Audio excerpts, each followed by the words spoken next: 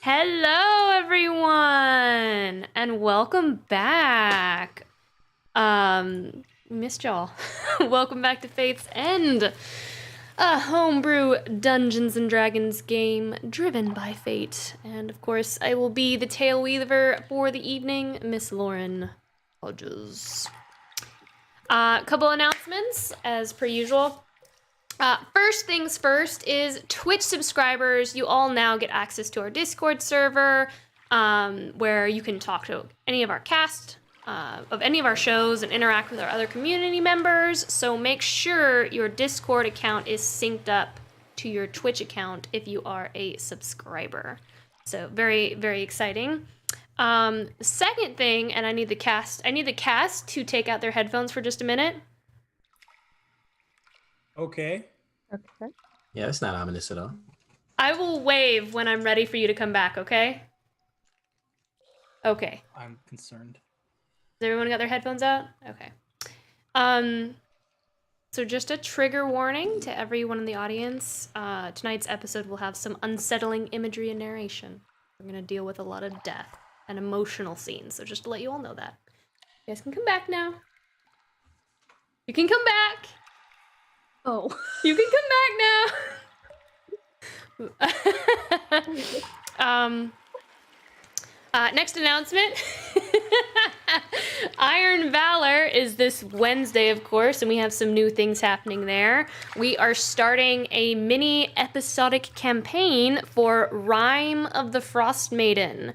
So that's very exciting. Brandon and Davis who of course plays Roaring Bear, and Brandon who plays Ermir, James and Dylan who are typically in Iron Valor, and Reyna, who plays Prearia, and Amelia, who plays Lorelei, will all be in that campaign. It'll be a short, kind of 8 to 10 session encompassing campaign that Daniel will run. So yes. Very exciting, and also fitting with, winter is here and all that. Another announcement that I'm particularly excited about is our charity live stream that will be coming up. We are going to be doing a Christmas one-shot charity live stream, our first charity live stream we've ever done, so we're very excited and also very nervous because we've never done one before. We want to make sure we do it right, which will be on December 18th. It's going to be a fun parody holiday one-shot. If you guys loved my cheesy dad puns from last week, you're going to love this one-shot. Basically, Jack Frost, the CEO of Shamazon, has been plotting to drag Santa's name through the yellow snow this Christmas in an effort to finally monopolize the holiday for himself. No, Santa means more profit for Shamazon, but Santa is tough. He looks in the face of corporate conglomerates and says, "Ho, ho, no." With the help of a few of Santa's reindeer and a couple of other quirky individuals, they might just save Christmas. Will they succeed or find themselves in eggshells East Deo? No? Too far of a reach? No? Tune in December 18th at 7:30 Central Standard Time, and then stay tuned for more info on our chosen charity in the coming days. I'm going to be doing that intro for our charity live stream announcement every single Monday. So that's exciting. Of course, today's giveaway is provided and brought to you by Nine Realms Gaming. We love them so much, and we just want to thank them for being our partner for this. Today's giveaway, we are giving away a Sapili Hero Vault. And just kind of show that off for a moment. Beautiful Sapili Hero Vault. They create top-notch gaming accessories from the finest woods this realm has to offer. They never use any dyes or stains. All their vaults are foam-lined with rare earth magnets that are screwed in, so they never pop out. And then, of course, they use oil-based finishes to really bring out the natural wood color, which is just beautiful. So, also, big announcement for them as well. They're currently having their Black Friday sale. Everything is 25% off in their store. Today is the last day. if you want to grab something for Christmas or for yourself, today is the day to grab it. So go over there and get yourself something from Nine Realms Gaming. You love it. So I'm going to go ahead and I'm going to open up the giveaway now. Let me open that up. You have to be a follower to enter, just a reminder. And I'm going to start that giveaway. You're going to use the command loot to enter. So that's !loot to enter. We are going to announce the winner of our giveaway at the end of our break. So go ahead and enter now. And I think, is that it? Is that all my announcements? We had a lot. I do say we do have a lot. I think that's it. That being said, the time has come. Let's draw our cards for tonight's episode and the Hungering Arc finale, part 2 of Fate's End.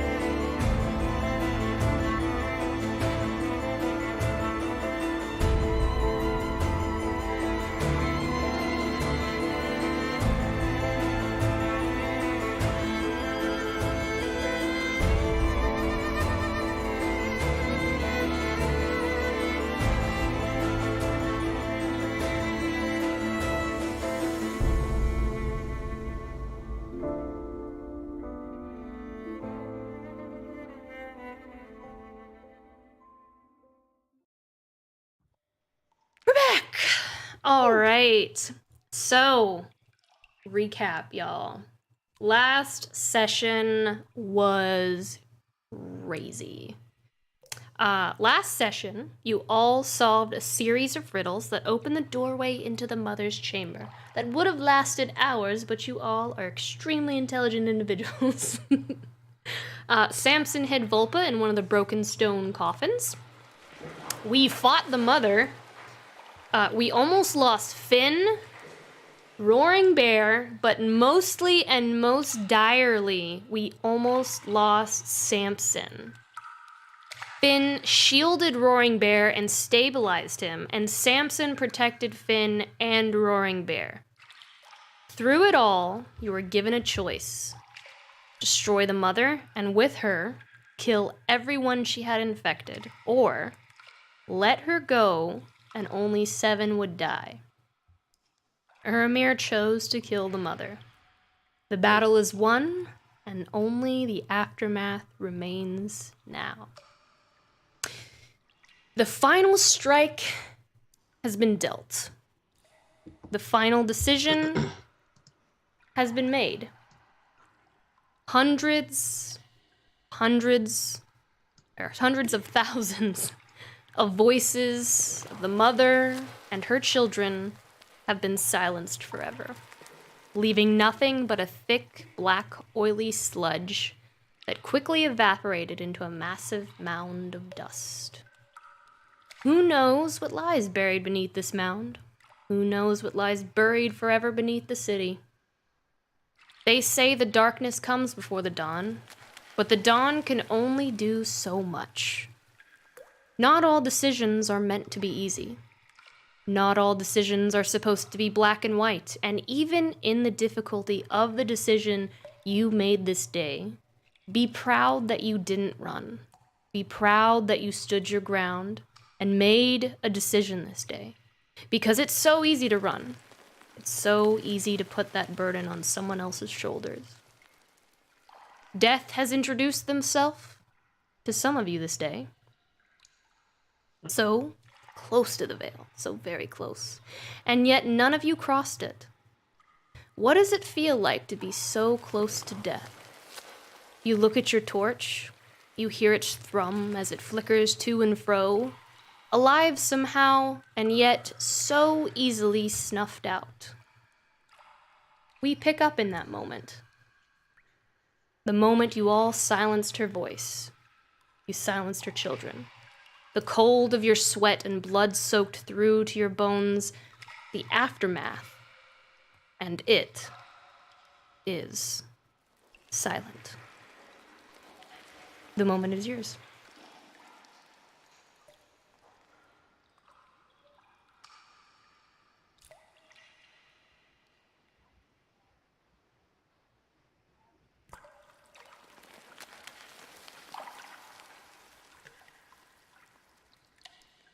Is everyone all right?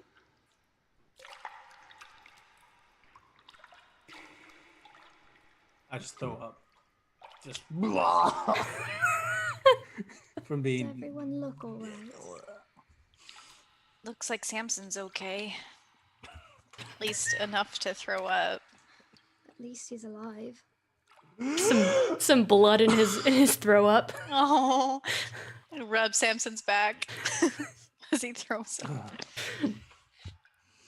So, Ferrari is gonna rifle through her pockets to look for their little friend, see if he's still there. Oh no. You open your pocket. You gotta do it. Don't do this to me. You got to. It's my one thing.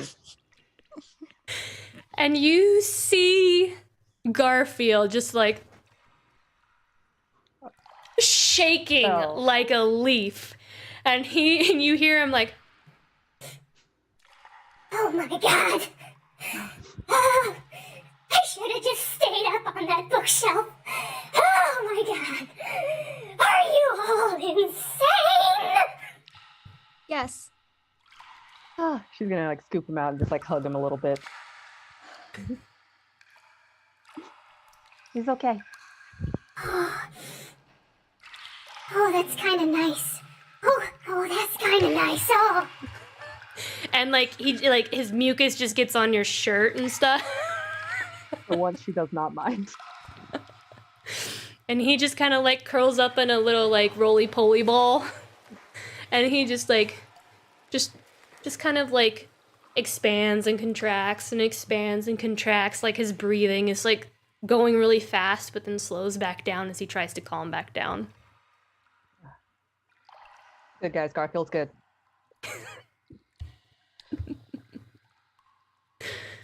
I'm gonna go ahead and cast Cure Wounds on myself, just to get a few more hit points as we're sitting here, and hanging out. And then I'm just gonna like lay on the ground prone for a little bit to like relax, just like heavy breathe in. Just every now and then you guys see like green like healing energy hit him from all of this. I'm gonna lay on the ground for just a little bit. Just take a small rest. Okay. Rolling Bear sits up and he's still wiping this drying gunk off of him. Oh yeah, you've been vomited on a couple times. He like tries Ermir to- has too. Yeah. Like he tries to get up and like he stumbles and hits the ground again. Uh-oh. And he starts like poking around on his leg and finds this really big gash in the side. Oh. And he starts looking around. He grabs his maul and eventually gets up to his feet. Oh, crap. Is it your leg, RB? Ask me in the morning. I don't think you should usually wait till the morning if He your begins leg. limping off to go find his other axe. All right. Well, you need to cut it off. It's not that bad. It's fine. I can't feel it. It's fine. That's not good. That means it's not fine. Samson's just laying on the floor.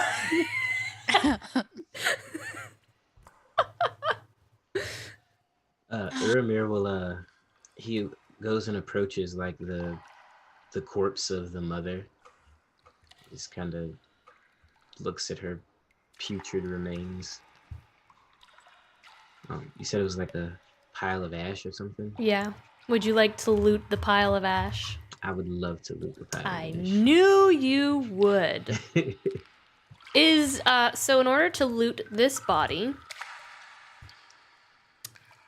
is anyone, I need those who are proficient in religion. Religion? Mhm. That is not I. I Not roll me over either. there. I alternately use survival skill. It doesn't do that. It I seems roll. at any point you could replace those with a survival check. It changes, it change, so the looting the bodies, for the way that this is set up and what I'm using, it changes based on the kind of creature it is. So it's religion because it's a fiend. The mother, yeah. I roll over there and go help Uramir. I lean heavily on him as I am very hurt. Or not as much as I was before, but very hurt. Are you rolling ready. over here to loot the body? Yes, to help with this religion check. Okay. As I am proficient. Okay. I saw Lorelei rolled. You could give her, if you're gonna help, if you'd like to help her. Yeah. Roll again.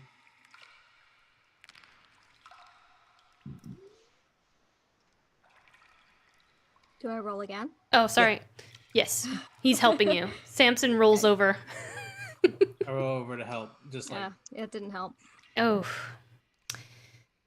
Okay, so sorting, you kind of like sort through the ash of this creature, and you're digging, and you dig through, and you find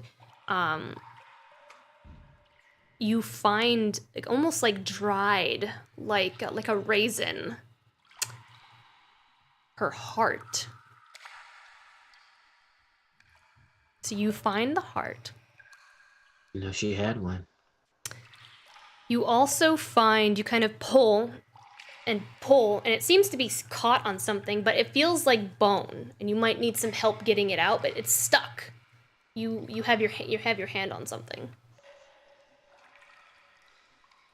I'm not quite sure what it is. It's still in the ash, but you feel it.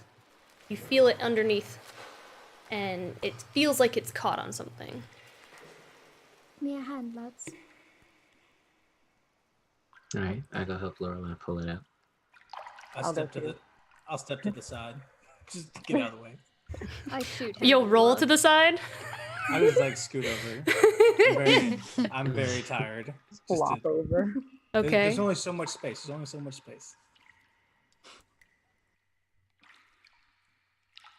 All right. So strength check. Aiding Lorelei. Or athletics, whichever is higher. Straight strength or athletics.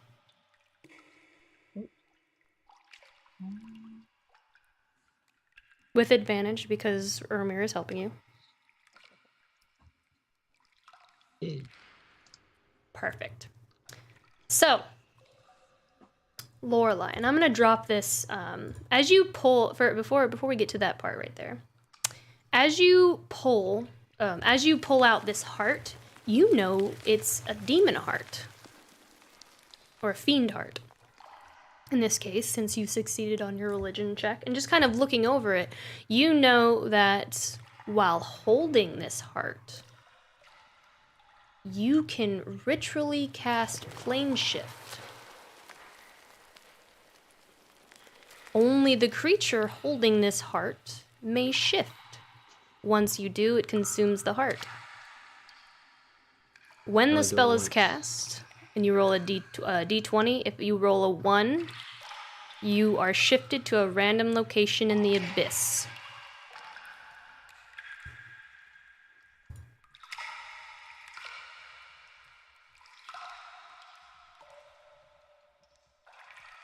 So, you have that now. I take out my dagger and I lay down the heart and I draw back and I pierce it. As you pierce it, we're gonna go into a Harry Potter moment here. There's this like fusion of, or this like explosion of like black shadowy energy that just like disperses in a black smoke and then gets sucked back into it, like imploding, and then just and it's gone. But it sends like this shock wave that just kind of throughout the entire cavern that kind of like blows past everyone's faces. Is that the best thing to do to that thing? Yeah. Yes. Did you destroy it? What was it? That's true. A heart. Nobody knows what it is. You just grabbed it and you. It's her heart. Do I know what that does? Are you proficient in religion? Mm-hmm. You were helping her. You would have saw it. You were helping her with like getting stuff out of the body, the pile. So you would have. I would say you would have saw it. Cool. Moving back to the object that was you pull, and you pull out this long, bony, spiky appendage, and it's so long and it kind of thins at the back, and you kind of hold it up, and it's a spine. And just kind of looking over it, and you now have the spine of the mother, Ooh. which doubles as a weapon. Oh my gosh. This is so ironic, yeah. but I'm playing another role-playing game with my friends, and her weapon of choice is a spine. Is it really? Yes. That's pretty cool. Nice. So I'm gonna drop that into your inventory. It is Thanks, I guess. the mother's spine. Lorelai, why are you putting that in your bag? Yeah. What are you doing? I don't know either. Just shove it in there. Is it like a long two-handed kind of weapon, or? So as Right. you're kind of holding it, Lorelai, it is light. It is very light. It is a finesse weapon. You can see what it does in your inventory. As you kind of look at the edges of the spine, there you see that black, oily residue just kind of on the tips of each part of the spine as it goes down. The very sharp tips of the spine. Ooh. Ugh. So anybody proficient, I think, in finesse weapons and... Am I? I am, right? Yeah. So as they're doing this, I see there's like a little treasure chest Yes. on this map. Is that is that real? Yes, it is. I wanna. Yeah, go that's look in at the it. room. That is definitely in the room. I want to go look at the treasure chest. I think I know what's in there. Oh dear. I will give you permission, boy. Samson. You should be able to look into it now. You Like on Foundry? Yeah, you should right-click the chest. What? Nothing happened. Nothing happened. I think the game's still paused. It is for me. paused. Oh, it's Yeah. paused. Sorry. Yeah. Boop. There you go. I can move. Everyone can Yeah. move now.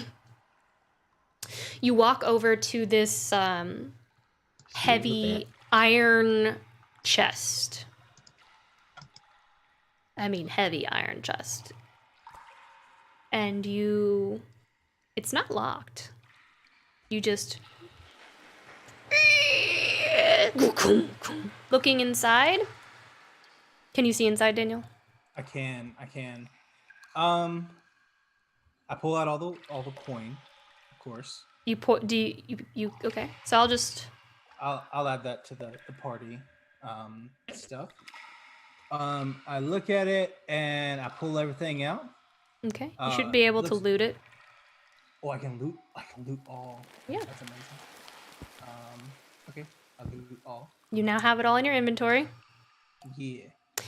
You. So I pick it up Mhm. and I You kind of. go ahead with your thing. Go ahead. Yeah. You kind of. Everyone else in the audience needs to know, Daniel. You kind of like dig through the chest and you find a potion of greater healing, Dusty. And then you also find a very heavy, knotted cover with this like the skin of the leather is twisting and turning and all across the spine and the cover in the back. And it has a whole bunch of strange markings and symbols in a much older dialect of Infernal. And then flipping it open, you notice some of those pages that you guys had picked up earlier are missing from this book. And then just kind of panning through it, it's written in Infernal, but it's so old that you can't really decipher what it says. You also see in a very tight, another like probably almost 2 inches thick of lead in a almost perfectly cubed box. And it's you can kind of like shift the top off, almost like a jewelry box where you can just kind of shift the top off. And inside is a very dim but glowing blue vial.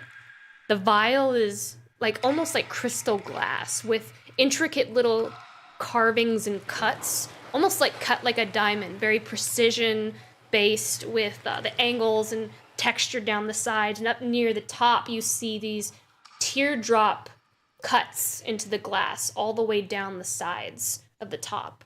And then capped on top of that area, you see like almost like a brightly polished silver screwed on top of that where the opening is, and was kind of like hammered out details and designs. It's very intricate, very like the craftsmanship in it is very detailed. And then a chain that attaches to the top and then attaches to the bottom as well. So if you were to unscrew it, it would dangle and you would always have the top. Okay. Do you touch it? With the lead box? Well, you touch the lead box, but do you grab the vial? No, absolutely not. Okay. I Last quickly. time you asked that question. Yeah. I She got the quickly. plate that won't die. Oh well, I think I know what this is. So I You mean quickly. this beautiful plate? The that I best, the Mm, bestest of yes. plates. have? Yes. Fine China. I quickly close the lead box, and seal it back shut, and then I pocket that, obviously. Okay. And same thing You- with the you can degree. pocket that? Does anyone see him do this? I'm gonna tell y'all. Okay. Like I'm not that kind of player. He's stealing the loot! Somebody do something! What do I look like? I pocket Not that. even that. This- I pocket the healing potion, and I turn around to see Roaring Bear, and I say, He's like just oh. standing there. You like- also... Go ahead, sorry. Yeah, I'll turn Roaring around Bear's and right see- there. I turn around to see Roaring Bear.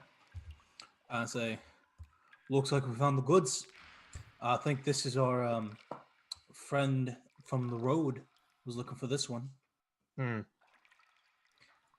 Probably best hidden the way it is right now. Don't you think? Wouldn't take it out of this box. Mm-hmm. Like he's like barely listening to you. He's kinda, like swaying. So much blood loss. Roaring Bear's just like, mm-hmm. Only we found something that could help him. If only. So- If only. And then you guys also received, I don't know if you saw in the Foundry chat, but 20 gold pieces, 35 electrum, 28 silver, and 49. And Samson has all of that.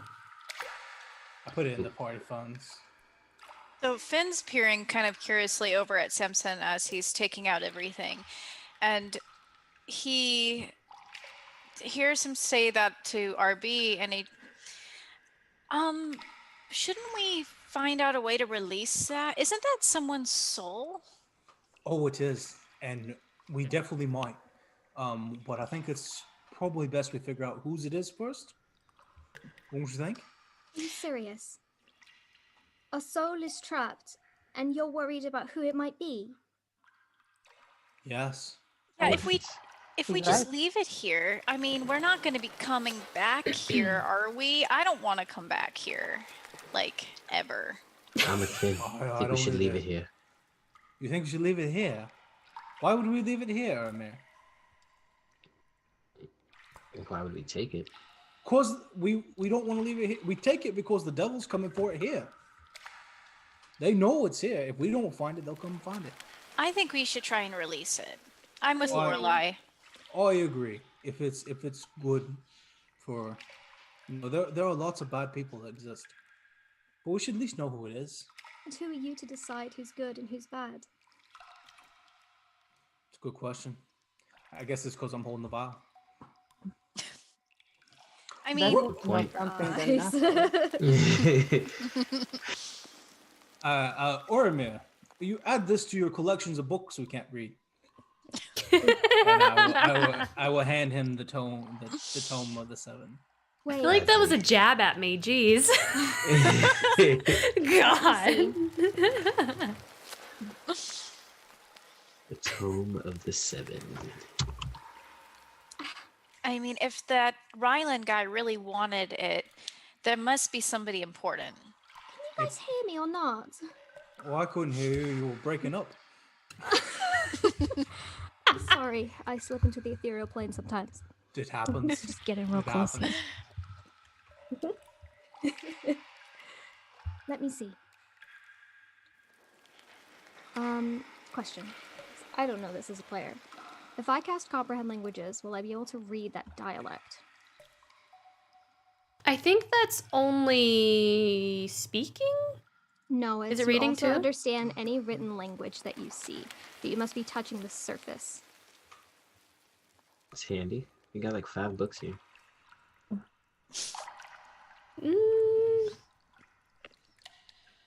Yeah, I guess you would. The Even only thing is ancient. Go It ahead. doesn't decode secret messages, so I couldn't read Aramir's dad's book. No. Yeah. I was gonna say, turning level 5 was the answer to all our All of problems. our problems. All of a sudden. Epiphanies. I will if you want to do that, you can. And I'll give you roughly the gist of what the book is about, but you don't have the time obviously to read all through it right Right. now. Yeah, I'll save that. And for I want to later. prepare as much as possible for that. But yes, I'll allow you to to diverge what all is in the book. I know a with that. spell. If you'll let me hold on to it, Promise I no can stab. decipher it for you later. Yeah, that sounds like a good plan. Here you go. Praeria, this may sound strange, but I think this spine is better suited to you. Okay. See, you can use it like a whip, and the spine here is poisoned, and it only has one use of the poison, but you can inflict disease on a particular target. And I'd recommend saving that for.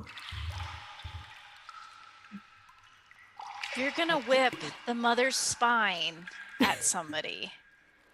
Yeah. Ugh.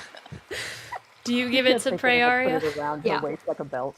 I will. Oh my god. Oh, that is kick ass, man. That's dope. Yeah. We're starting friends today. Well, I guess there's no question that we killed her. You're wearing it as a belt. If you want to, I'll go ahead and delete that from your inventory, Lorelai. And I have now put it in Prayaria's inventory. Did we find anything else on the mother, or was it just her heart and her spine? Let me look. You guys rolled pretty low, so that's all you found. I was about to say if anyone else has an opportunity to roll. It was religion. Mm-hmm. Surprisingly, I'm not proficient. Oh my god, really? The cleric isn't proficient in religion? What? There's a reason. Okay. That kind of makes sense for Finn, though. He's just like, Is anybody else I just believe. proficient that I'm- didn't roll or didn't help? I'm proficient, but I helped. Mm-hmm. I can help. Does anybody? No I'm one a else has. survivalist, and it seems to be best in my survival nature to stay away from that corpse. So Same. Can I investigate the Survival rest of the check. room? Cavern. I forgot my water. Yeah. You can. I mean, I won't make you roll for it because I think what's your passive investigation here? 10. Yeah, roughly like. Just kind of looking around. You saw Samson with the chest and like the mother. You don't really see much else outside of the bones and the squalor all around you. I will. Can I help him look? Yeah, sure, you can. If anyone else would like to look, there is a possibility you could probably find 2 other things. Yeah, my passive is a 17 on investigation, so.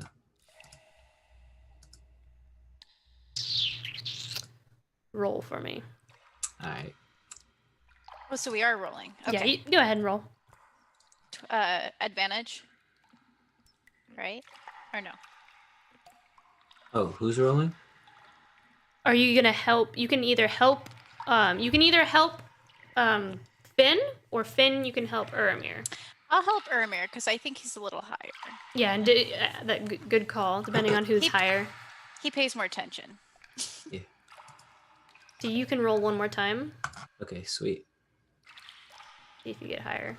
All right, so we gonna go with So 18 plus plus 7. 7. 25. Okay. You kind of like begin digging through the bones, and you find those husked. You find the remains of one of the kind of husked cannibals with the long fingernails, and you see about 2 long fingernails that kind of come off about 12, maybe 15 inches from the finger. It looks like a weapon. You I could regret this decision. Ugh. those proficient in religion will know what it is. Can roll to know what it is, but it looks like you could just break the finger off and you could like stab. It looks like a dagger. Like you could use it as a dagger. You wanted I totally break the fingers off. Okay, you Aria, do you want matching daggers? You want matching daggers? It's a whole set. You know? I have a 17. 15. Okay, so Lorelai, you watch as Uramir just like cracks these fingers off and kind of holds them. Uramir, in your hand, it kind of squishes a little bit. Yeah. The finger hasn't quite dried out all the way yet. Mm-hmm. And you look over at him, Lorelai, and you remember seeing these very long fingernails on the cannibals in that fight above. And you remember seeing people getting slashed and kind of the poison or some sort of poison seeping into their skin and their veins, just kind of expanding and contracting, and seeing the veins up their side of their neck. And you know that those fingernails do something special. You know that with a successful hit, there's a possibility that the wielder could paralyze its opponent. Ooh.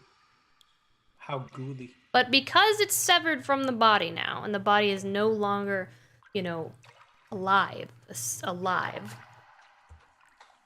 it has one use. You don't think the poison will be able to last past the one use. Those are also poisonous, Aramir. Perhaps you should be a bit more careful. Yeah, he's over here stabbing and slashing with him. It's like, oh, right, yeah. He's sitting there. Eh? Do you think you could use the poison for one of your experiments? Maybe. And you have 2 of those now, Aramir, and I will post. I haven't made the item, but I will post it in the Forge chat so you can see. Maybe Umber can have like some kind of, I don't know, appendage. There's only enough poison for one use, but I could put it on his tail, and he can kind of, like a scorpion bat hybrid thing. Aramir sounds crazed right now. It just gets worse. Every day it gets worse. Look, everything can be used for something. One man's trash is another man's treasure. Oh my god. It's his tagline. Finger is another man's dagger. Exactly.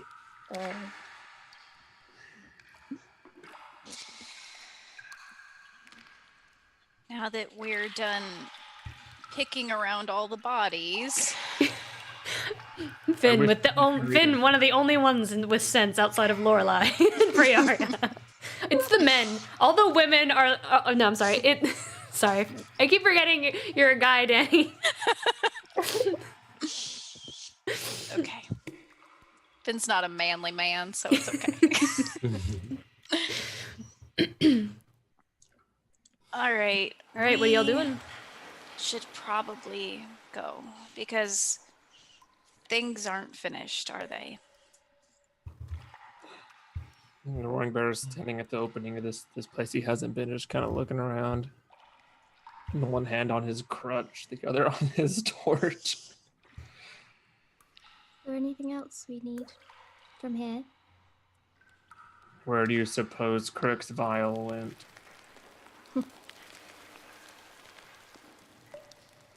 It could be anywhere. One of the bodies. There should no longer be any threats if... Well, somebody stole Crick's vial, right? So maybe they're still out there somewhere. Somebody named Gravere. Yeah, Wasn't but- on his body. Yeah, it wasn't. Could it be down here? We could look. But 2 out of 3 ain't bad.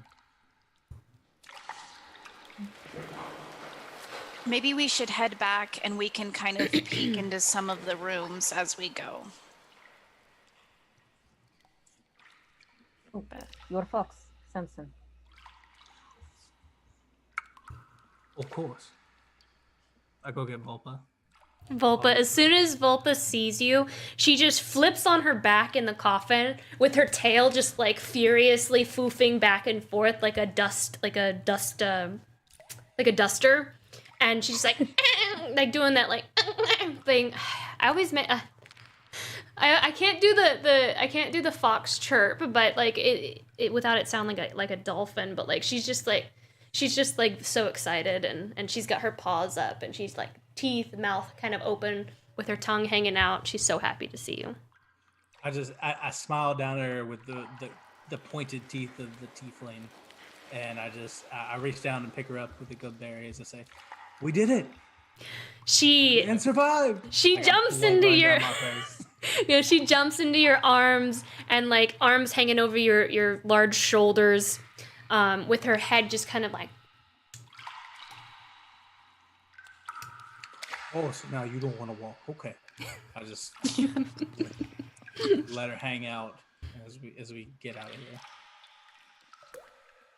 All right, Bulba in tow or in hand. In this Yeah, case. can I go back with Samson and make sure I pick up one of these stones? Are there any like chunks of these tombs that are off?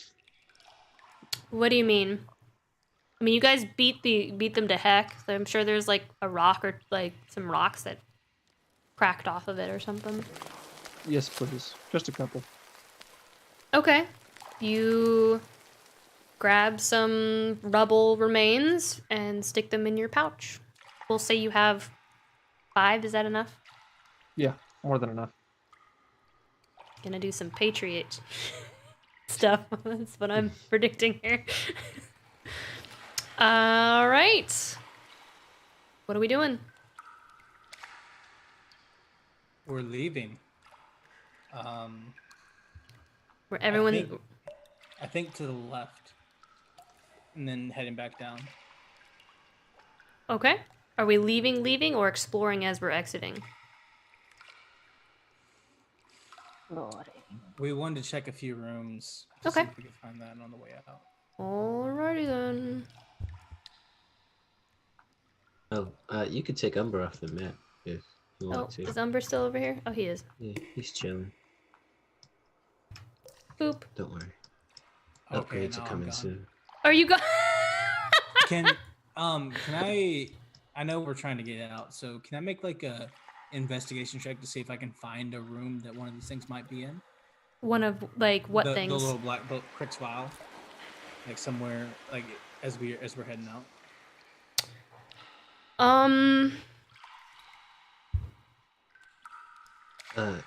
Guys, I see a door. Where is everyone? Yeah. The group just left, everyone. Left. Oh, well, what did I do? Here. To the left. Follow me, The Lorelai. party Oh. splits up.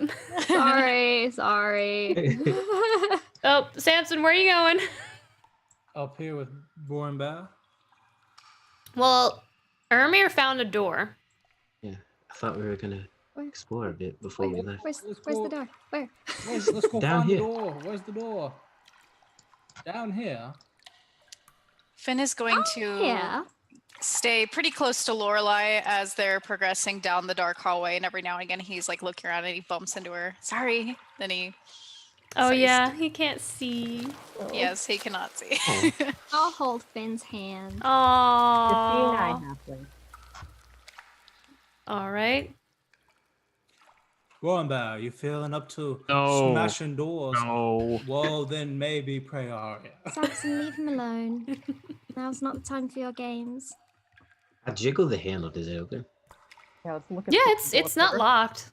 Okay, cool. I push it open. Oh, I forgot. Or for you out there, for everyone out there. Boop. All right. An uninjured box. An uninjured box. How fortunate. So you guys like you see that this room is filled with a variety of crates, sacks, barrels. It's musty and the air is stale. It looks to be a storeroom, kind of filled with old casks of salted meat and sacks of rotting grain. You may make an investigation check. Lovely.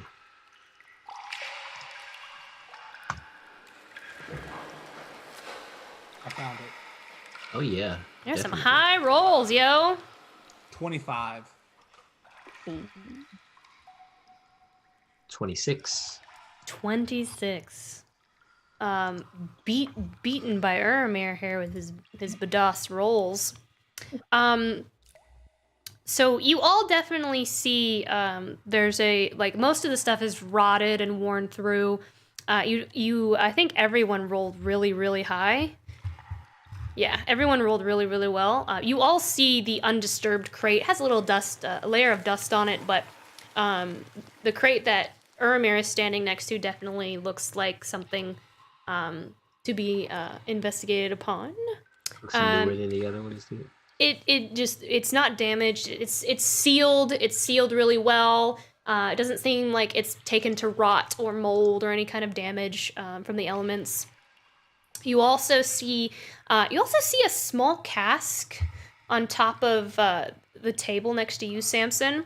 It's a small cask, and as you kind of approach it and you pop the cork off a little bit, you smell some really, really strong alcohol. It's got like notes of like almost like it smells kind of like licorice a little bit, with pine, almost like pine tar, but it's definitely alcohol. It looks like there's roughly 10 glasses worth in here, but it's about, it's a small cask. It's something you can actually pick up. I'll take it and save it for the inevitable depression Mare falls into. Okay. Good looking out, homie. So you can go ahead and grab that. You take that into your inventory. I don't have a stat block for that, sorry. You also see there's this kind of blue coral. It looks like it's hiding underneath in between two of the crates and that are kind of rotted away. And you almost miss it, but basically everyone I think finds it because they rolled so high. It's kind of like, it almost matches the blue dirt of the ground, and it's kind of covered in the dust of the dirt, so it's almost like really easy to miss. But it's coral, and brushing off some of the dust reveals that kind of like the porous elements of coral. And it's kind of like a little hollow on the inside, and it's a massive piece. It's a pretty massive piece.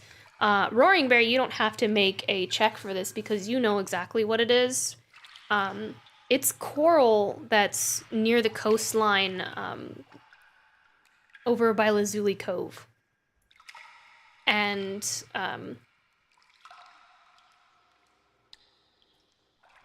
you know that this can be used to make armor.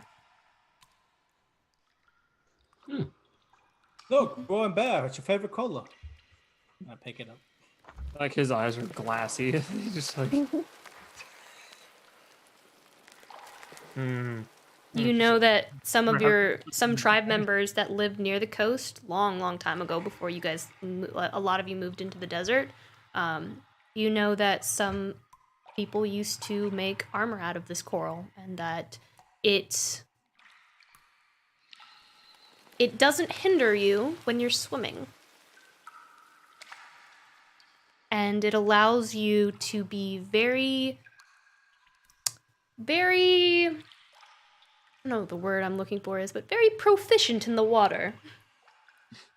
It's a terrible, I can't think of the word I'm trying to find, but it allows you to fight well in water. Yeah, proficiency in ocean.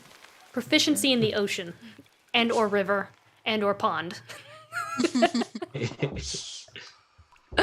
This is good. He just puts it in his bag. All right.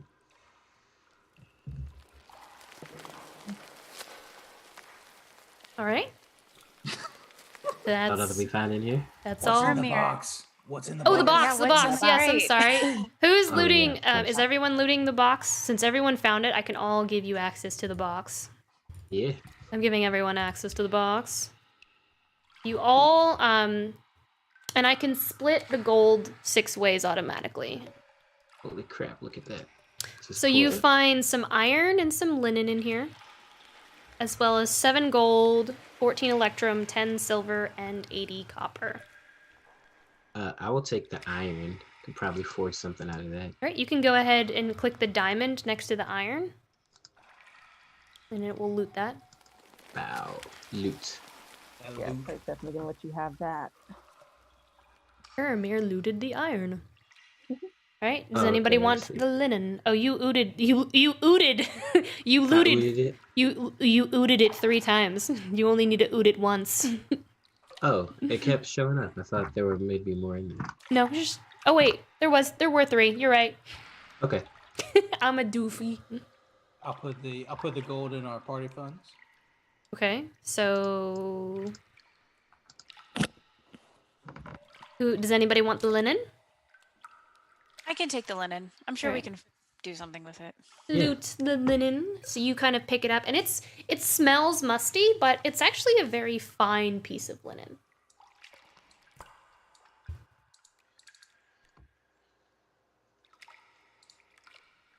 I look up at Okay. Roy and Bear, and I say, "I don't think we're gonna find that little black vial. There's It was 7 more in there. It was probably on somebody's person, or it could have been hidden in here. Well, but it wasn't with the other important stuff. I think if we were gonna find it, we would have already found it by now. I mean, we've been down here for hours, man. Yeah.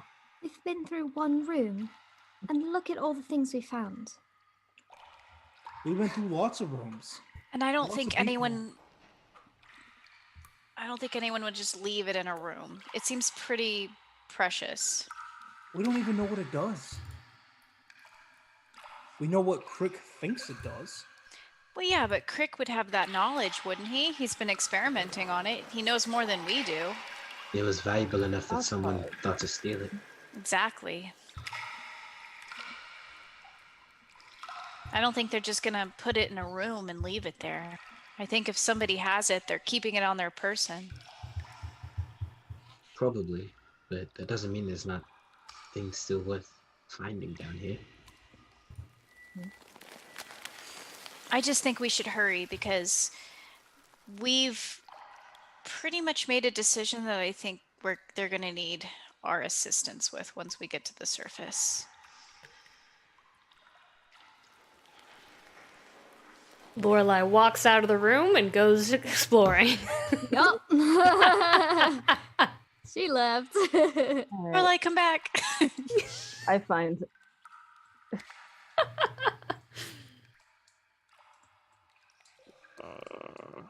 Roaring Bear is left Oh, behind. hi guys.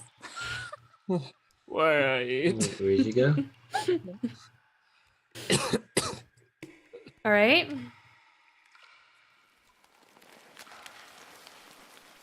All just going everywhere. Oh, dead end, huh? Okay. Is there anything in the space? No. Mm-mm. Oh, this Another is dead end. Okay. different, same room over here. You guys look hilarious. Whoa, just flying around like crazy people.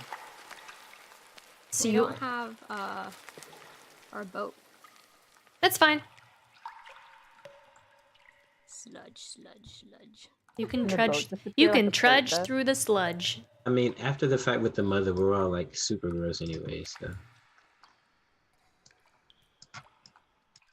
Did you guys all find the exit? Samson is lost.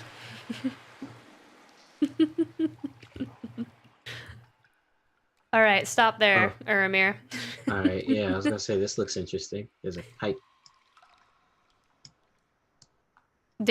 Samson will eventually find you all. I'll move him. Boys! Stop boys! moving! Stop moving, Him Daniel. and Volpa I just found it. Jesus. Over here. Samson! follow the sound of my voice. Follow the sound of my Yeah. voice, Samson. Well, hi there, Pararia. Or is that your real name? what do you know of it? Ooh, okay. So, with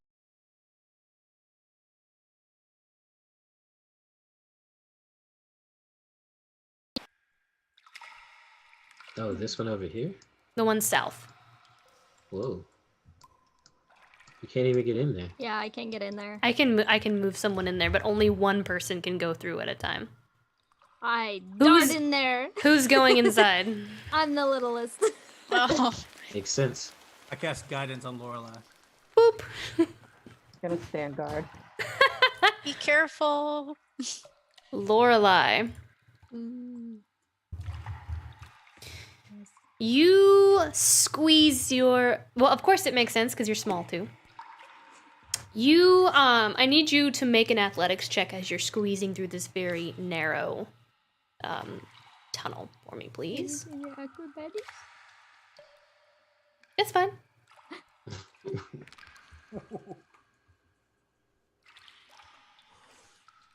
22. Okay. You squeeze through this very tight, twisting passageway, and then rocks kind of crumble down on top of your clothes and chest as you press yourself up against the wall. You squeezing yourself through, but you're tiny and your tininess works to your advantage. The walls continue to narrow, and there's a moment where your chest can't fully expand. It feels like you can't get enough oxygen in your lungs. Then you make your final push and force your way through, stumbling into the alcove.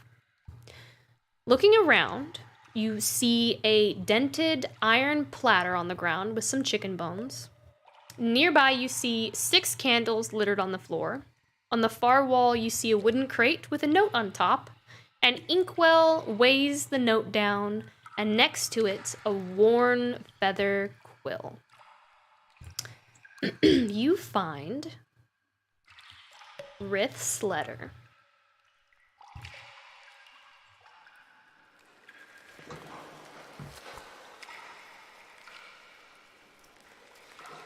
And I will give that to you now. Okay.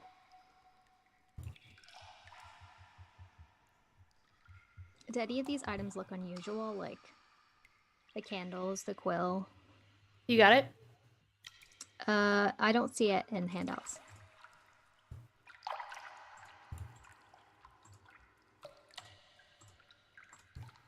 How about now? Ah! There we go. All right, so you have that now. Mm-hmm. Opening the chest. I've given you permission to do that as well. You see candles. You see some painter supplies. You also see cinnamon, cloves, ginger, silk, salt, and 4 gold, 10 electrum, 4 silver, and 10 copper. Ooh, okay. Yeah, I'll take those things. And I'll squeegee back through the hole. Okay. You all see Lorelai emerge from the tiny alcove. Would you like to read everyone the letter? Yes. Another letter. I know that's what we all wanted to hear. Martis, I thought I was a man of devotion. I thought I believed in the practices and the prophecies. I realize now that my turn to faith was only because I had nothing and no one. You and I came from nothing. Yet I have you now. You enshroud me in everything I've ever wanted. I'd die for the mother, but for you, I'd die 1,000 times over. I truly do believe in the court of reaping. I know the mother will come and reap us as she was meant to. I only wish to spend the days before the final reaping with you. I've been stashing supplies in a hidden alcove. Come with me. Let's leave this darkness and ride out the end together in the sunlight above. The court is allowing Hush to dock here. Seems they wish to bag the sprocket beneath the city. There was talk of them heading to the city under the sand. This is our opportunity to slip away, and hell, there's plenty between for us to enjoy. Come with me, Martis, please. Rith. That's so sad. like a love letter. From one insane person to another. Perfect. Hush was here, Hush. and where is the city under the sand?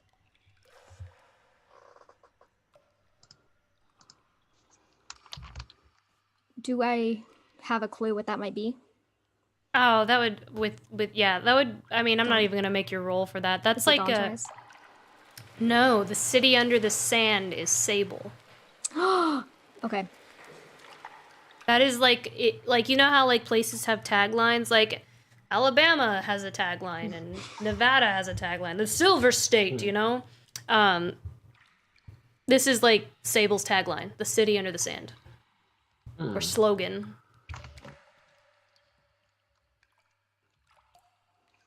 Do you think they made it out, Rith and Martis? Lorelai, you know that they didn't. The body that you found in the cell is Rith. And Martis, in the other letters, is the chosen vessel for the mother. No.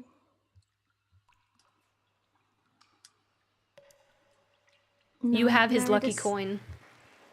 Meredith was consumed. As per usual, has a sad ending. He said Hush was down here. It says Hush is heading to Sable.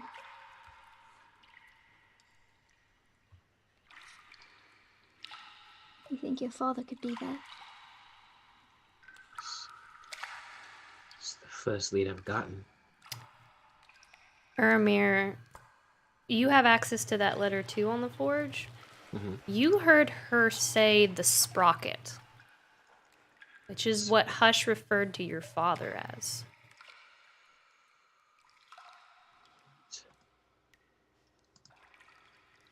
Okay. Okay.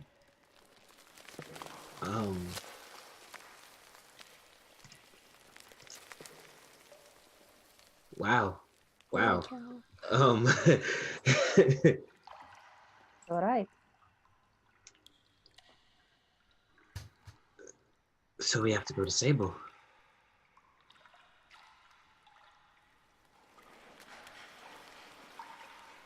How long ago does it look like this message is ready?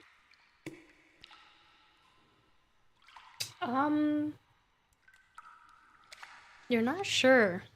It would have been when. It would have been before the mother was summoned. So. I don't remember how long ago it was. Where can I see the note? It'll be in hold on. Journal entries and then handouts. There should be handouts that you have access to. Mm-hmm.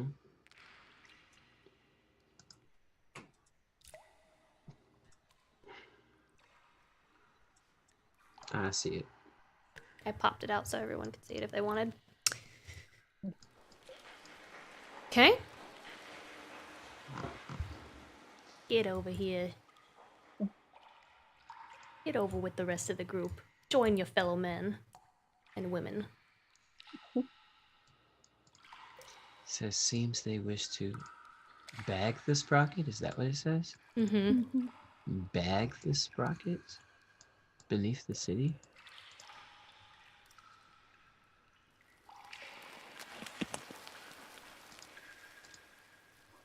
So like, what, they were holding him here until they were ready to go to the city under the sand? I suppose.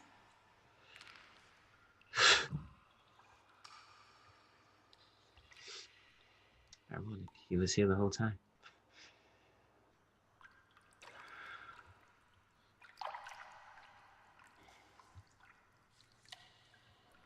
Could not have known. But at least now we do. At least I know he's alive.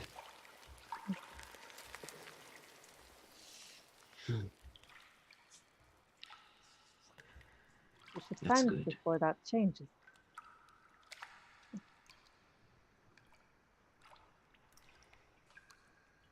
Yeah.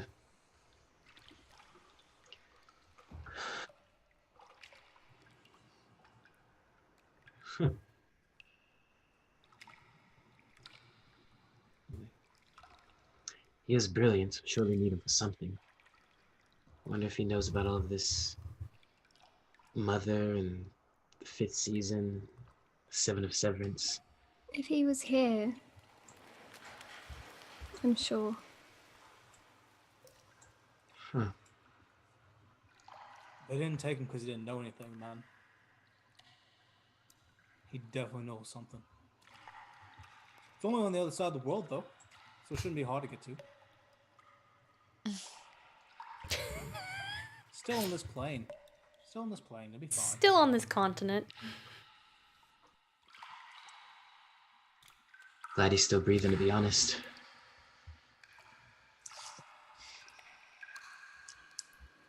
All right.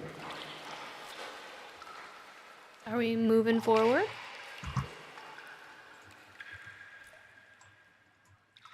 Yes. More of a shuffle, but Directly forward.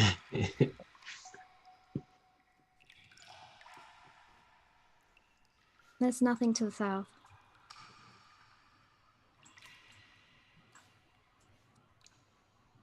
Ah!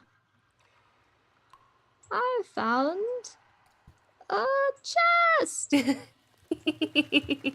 another body! Oh. Lovely. And another body. Wonderful. So, well, Samson tries to figure out where everyone is. How do you keep getting lost? Samson keeps getting lost. Whose dark Here, vision was here. taken? I know, right? Here, down, down, Well, out. Samson is super mad at Lorelei right now, so he's not following her around. Why? Samson- Because I was right? No, that's not why. Well, while I'm holding Lorelei's hand, do you want to hold my hand, Samson? And we can make a chain. Look, I'm just trying to find. Okay, I'm here now.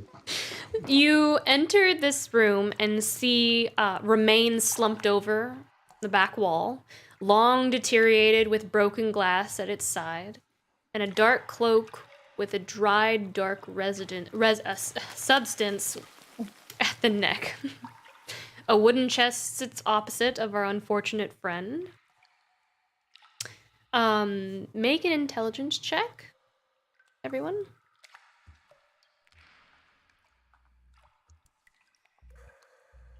I'm not even going to. I'm brain dead at the moment.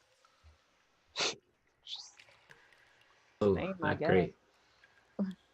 Sorry, Samson's got it. Wow. Is Samson the only one who rolled high? I rolled a the thir- 21. Oh, wait, there we go. I just saw yours pop up. Yeah, I got a 13. Okay. I'm 21. I got a too. 5. So, Samson and Lorelei, as you kind of investigate what has happened here, you look and you see that there's a glass of wine with a dried, dark residue inside the cup. And then you kind of go over and you look at the body. And I probably should have made this a medicine check. It's fine. And it looks like this individual was fed upon by a vampire. And then the blood was consumed through a wine glass. I see. Is the body like tied up? No. It's just sitting there, like on the ground? I mean, it's long since decayed, and it's not like it's a fresh body or anything.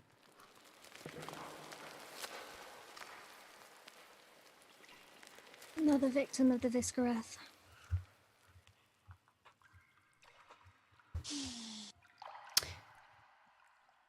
The chest is locked.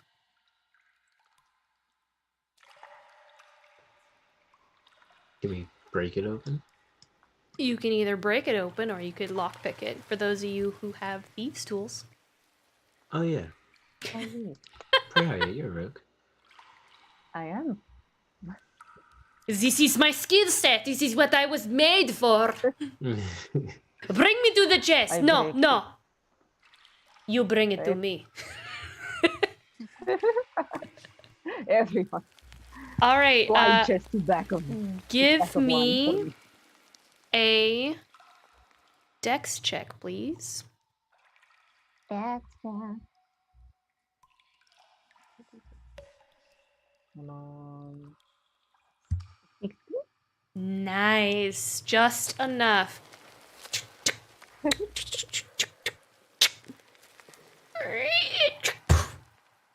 The lock falls to the floor. Prayaria, since you did such an amazing job unlocking this chest, you get to loot it. Nice. Yeah. How I do? You should be able to loot it now. How I do? I figured out. You find 35 electrum, 28 silver, 49 copper, and you find a potion of greater healing. Sweet. If you click the loot all button in the top right, it will loot all, Oh, sweet. including the money. It's really I have sad no that need. it's really sad that there was a potion of healing right by the guy who was fed and died. Oh yeah. It's like arm's length. I don't need.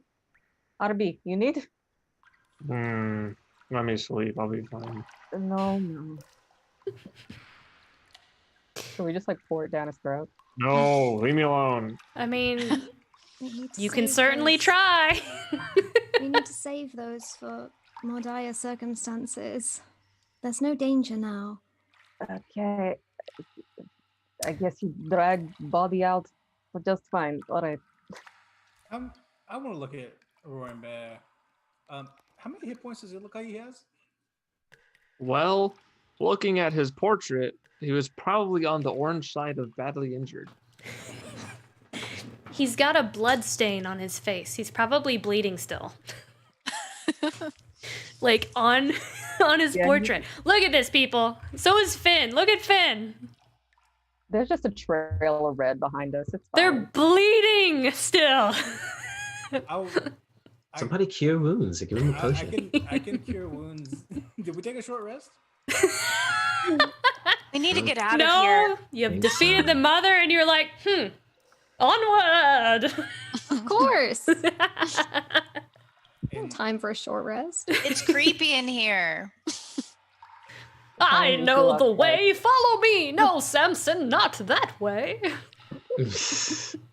All right.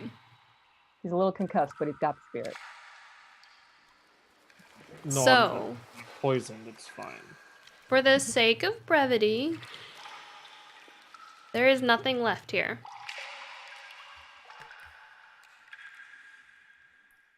So we'll say, I don't know how long you guys would have kept searching. I feel like you guys probably spent 30 minutes to an hour searching through the rest of those rooms after killing the mother.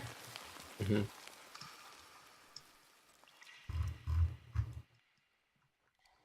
Looks like that's everything. But you would not turn up a vial of ichor if that was Crix. You will not find that, or you don't find it. That's definitely a wall. It can be climbed through. Not by Can you. be Let's go. done. So, do you guys leave? Hmm. Yes. Okay, so let me switch us over here. Oh boy. That definitely saves Since time. we are, yeah. So we are leaving. You're leaving the lair of the mother. So, back to my notes here. Battered and worn, you cut through the darkness.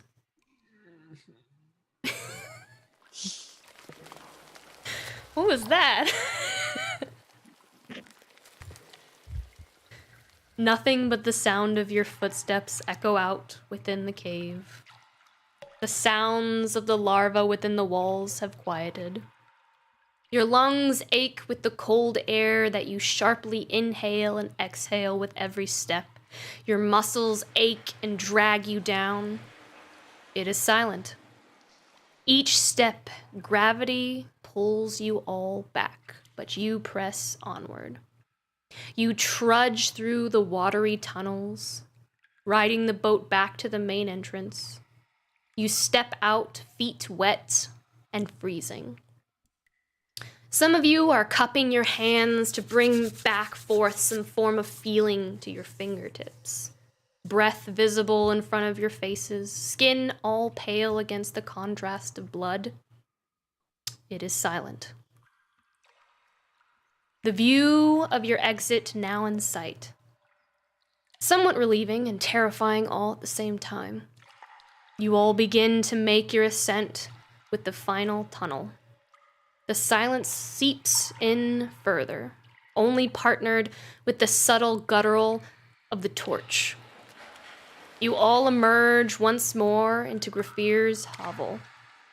The sight of the dozens of torches from the Undercity can be seen up ahead and out from this side chamber.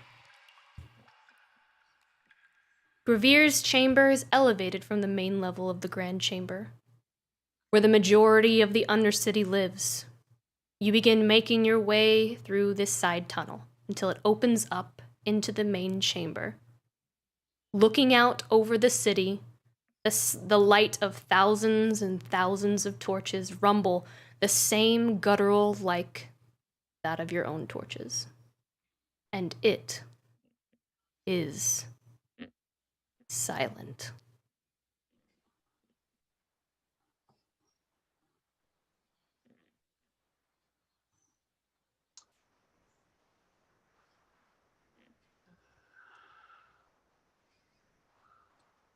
I don't know if I'm ready for this.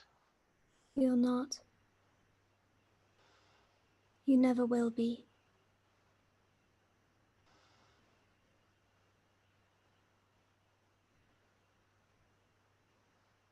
Aria's gonna put her hand on Uramir's shoulder.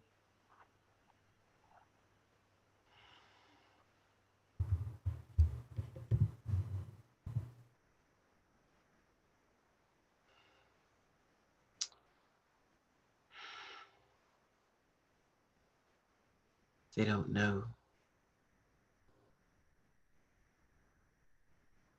But in that moment, I felt like a hero, like I was doing the right thing. And now, we did do the right thing, right?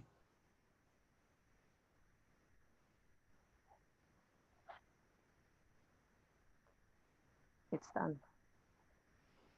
We did the right thing. You did the right thing.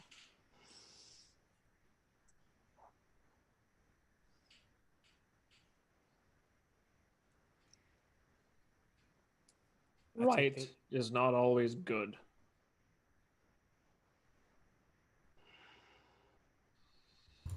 I take a couple steps forward, just starting to head that way.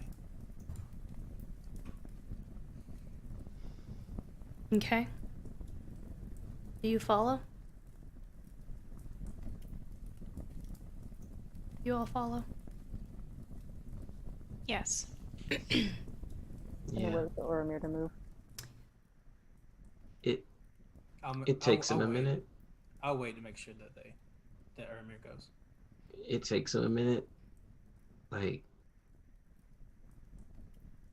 his feet won't move at first. And like part of him just wants to go back into the cave instead of like seeing what the consequences of all of this has brought. But after a moment, like he finds his legs again and just takes a deep breath and moves forward.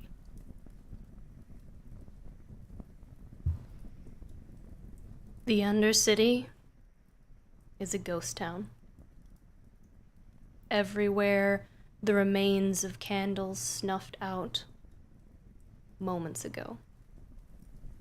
People stopped in their tracks on their daily walk, while cooking, while working, while sleeping.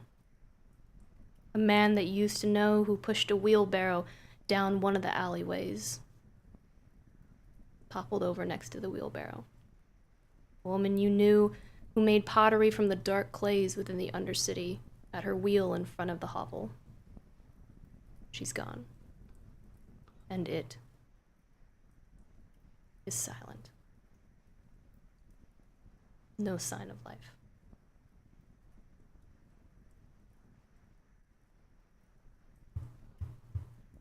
Do you make your way to Micah's house? Yeah, and as like he starts off kind of fast walking, and as he passes every corpse, like he kind of breaks into a jog and then into a sprint as he's just like desperately looking for any sign of life. Like I think he thought that there would be someone left. He's just like, it's like desperation. He's just trying to find like any sign of life, any like that anyone is still alive. You, as you walk, you pass thousands upon thousands of bodies. People in the streets, just like a light gone off, stopped in their tracks. You don't find anyone alive.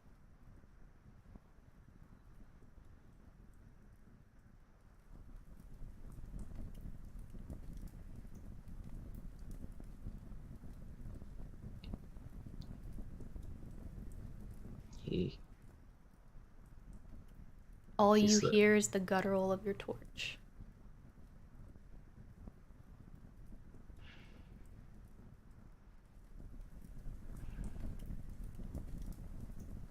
He slows down. So like back to walking, just looking at all the bodies, all of the familiar faces, friends and neighbors.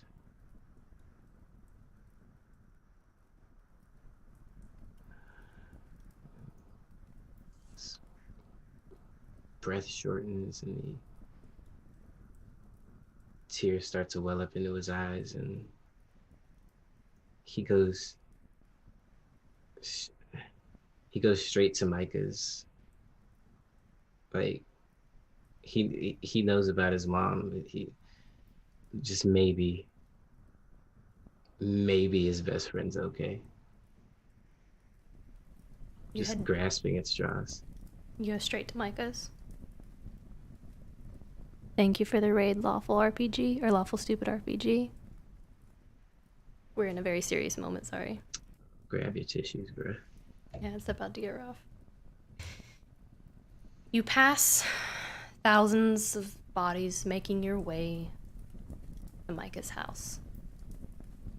The silence following you all the way to his doorstep. You see the rug covering the opening, the doorway in. It's embroidered with your mother's embroidery, Faramir. Stars trickle down the side where she sealed the tear. The rug doesn't move, and firelight flickers from within. However, there is a subtle sound of shifting. Rhythmic and slow, but subtle. Almost unnoticeable. Finn and Roaring Bear, You are the only two who hear this subtle shifting from inside as you approach Micah's home.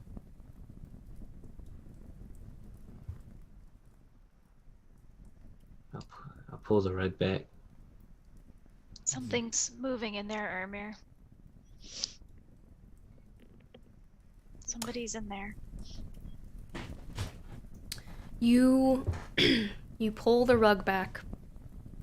The place is ransacked from top to bottom. The hay from the cot is thrown everywhere. Stew that was cooking on the stove against the wall, and the dented pot sits at the base of the wall now. Broken bits of the remains of a stool you had built, Ermir, scattered around the room. And sitting up against the far side of the wall, with his mother cradled in his arms, it's Micah, rocking back and forth against the wall, hair disheveled, silent, and he doesn't look up.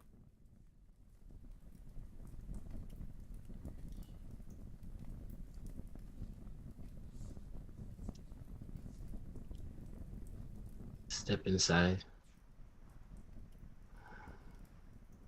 Kind of look around at everything.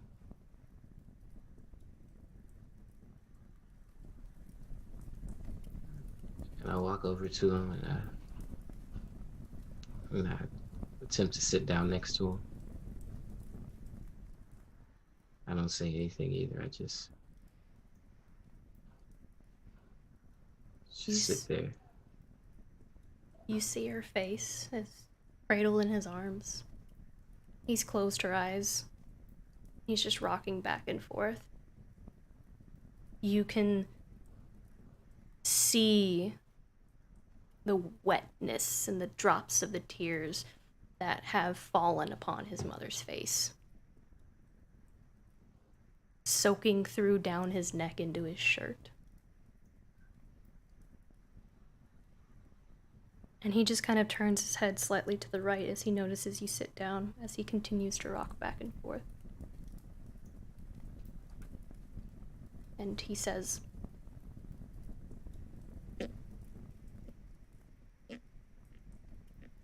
I just finished up above. You know, a nice hole for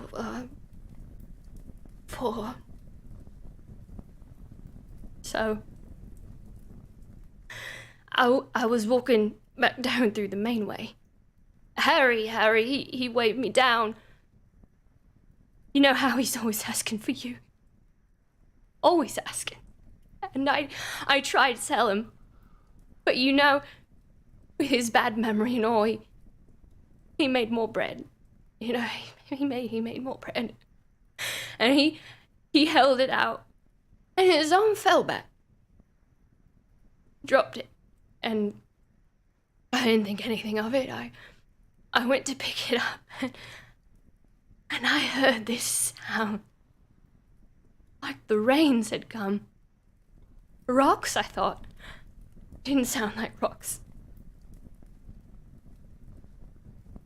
I looked back, up to hand Harry's bread, and he was gone. And that sound wouldn't stop. It just kept going. It just kept thumping. And I turned and saw them all, one by one. They dropped. They just stopped, all of them. They didn't even scream. Hurry, they didn't even scream! I don't know what's happening.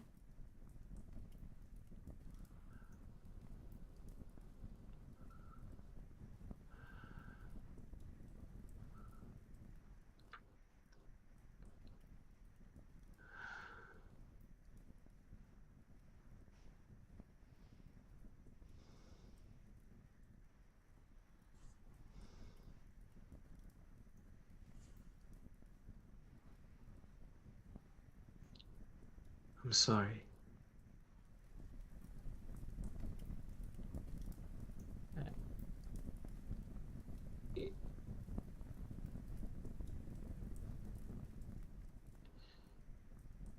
Is there anyone else?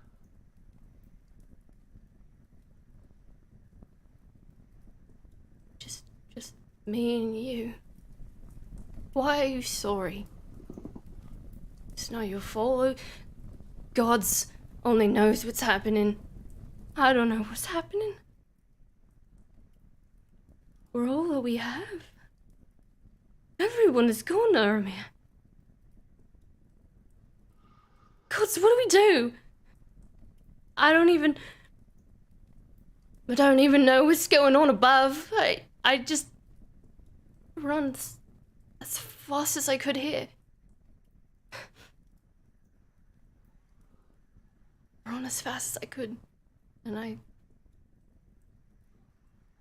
he just shakes his head and he brings his mother closer to him.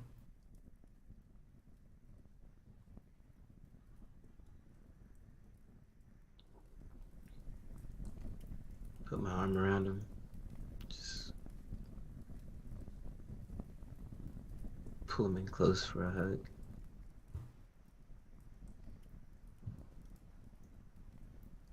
He kind of like slumps and relaxes against your shoulder and just begins to weep, holding his mother against you.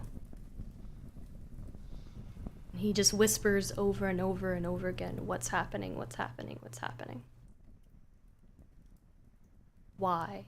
Why? Why?"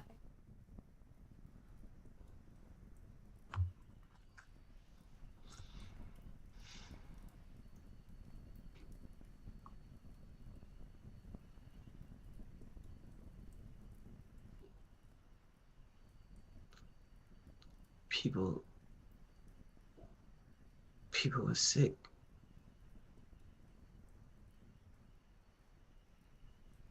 And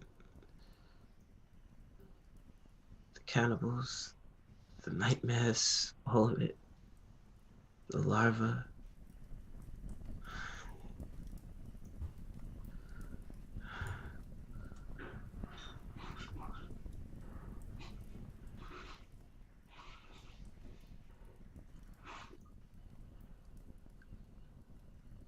It needed to stop. He just stops and he pulls back and he looks at you. What do you mean it needed to stop?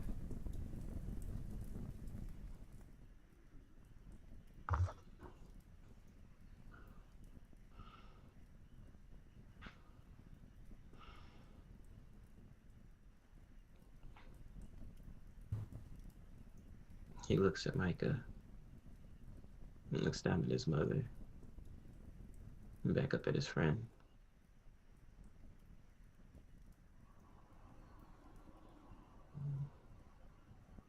He says,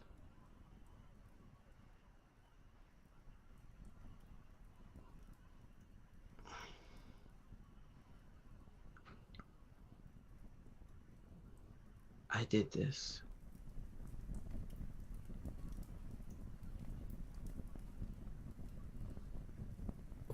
What are you talking about?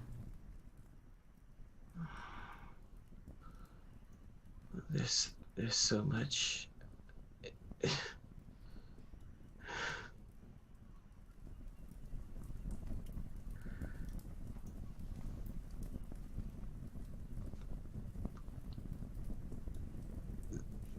There was this parasite infecting everyone.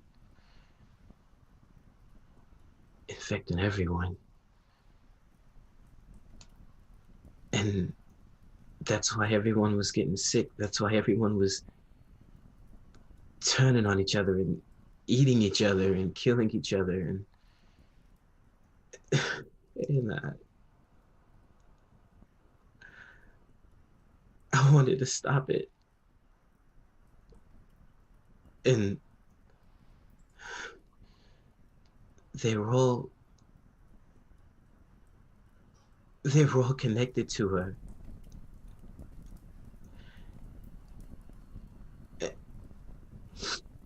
And when I killed her,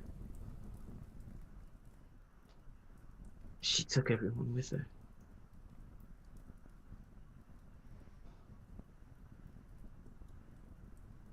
You knew?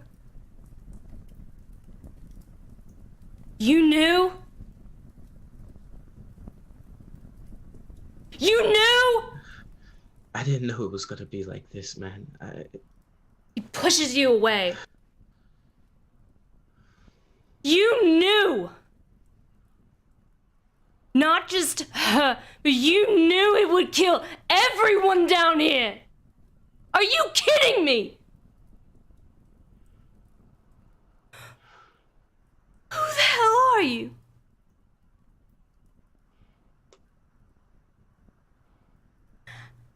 How could you do that? We were suffering, Micah. Everyone was dying. You Everyone killed was getting sick. everyone! Everyone is dead, Aramir. My mother is dead, Aramir. You know everyone was infected. I thought it would only...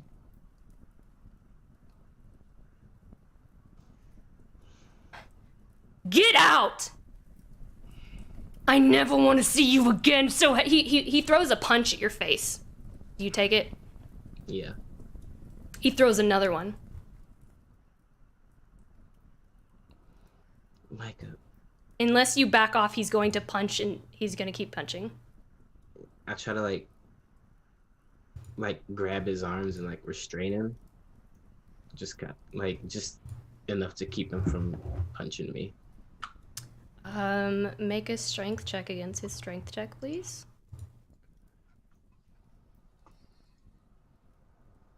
It's 18. You definitely beat him. You kind of like grab his hands and hold him back as he tries to continue to punch you. Tears streaming down his face, and he struggles and he screams and he just keeps saying, "Get out! I never want to see you again, Aramir! So help me, I will kill you!" Micah, it's just you and me, man. Don't do this, please. I didn't know that everyone was... You took everything from me.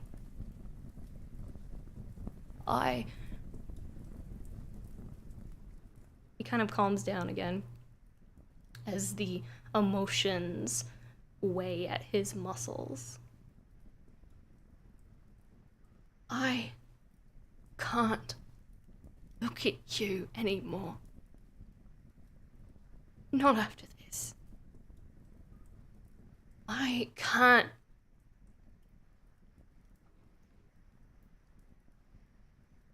How could you even expect me to? How could you even expect me to embrace you after this?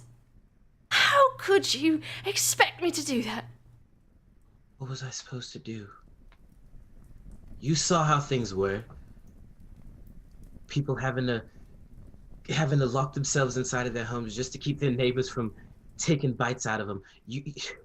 Your mother was sick. She was going through the nightmares and experiencing all the same symptoms. And you killed her.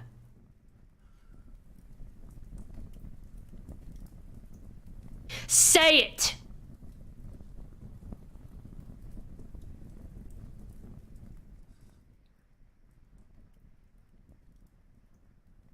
You killed my mother, and you killed everyone else down here, Aramir. Oh, it's not like that. You can think however you want, but the truth does sting. But not as much as it stings me. I can't look at you.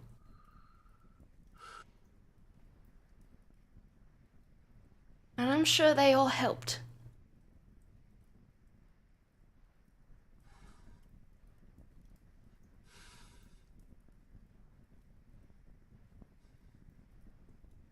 I'm not going to ask you to leave again. I don't want to see you ever again. Don't do this, Micah, please. I don't want to see you ever again, Aramir. Where will you go? What are you gonna do? It's just you and me. No. It's you and them. And you clearly made that decision a long time ago. If I see you again, I will kill you.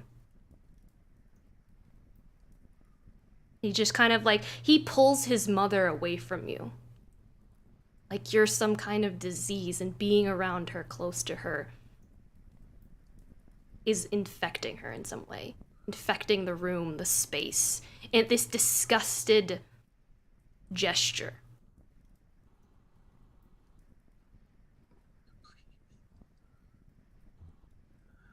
Go.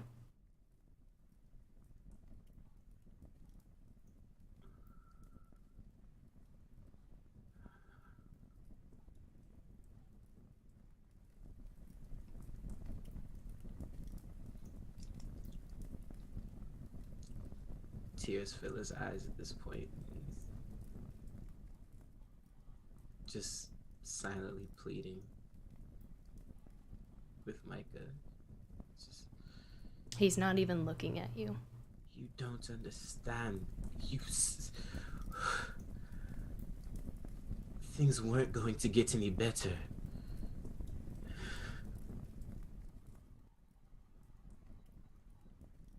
I'm sorry. I'm sorry. Please. I don't want your sorries. I want my mother. He takes out his dagger. Take 2 steps back.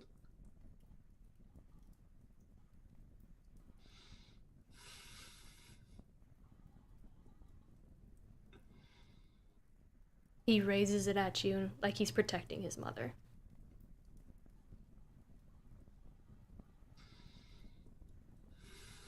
And gestures towards the door for you to leave.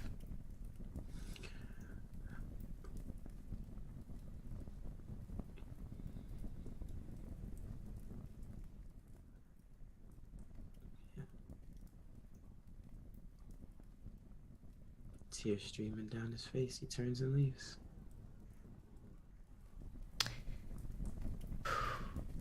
And that is where we will take our break.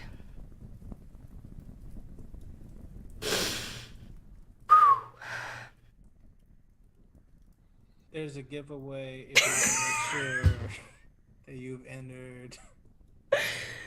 Oh, jeez. You enter now, we'll just put our tears right on the dice vault for you. Yeah, this one comes stained. with tears. This comes with the tears. Yes, so we're still having our giveaway trying to, of our Sapili Hero Vault. If you haven't entered, please do. The command is loot, so that's !loot. I believe it's still open. Yeah, there's still like 16 minutes left. So if you haven't entered, please do. Command loot in the chat. And we will announce our winner after our break. Thank you so much again, Lawful Stupid RPG, for the raid. Sorry, we usually give you lots of love when it initially happens, but we were in a very like intense scene. But we do love you guys. Thank you so much. Mwah! So we're gonna go to our break. All right, we'll see you guys in a little bit.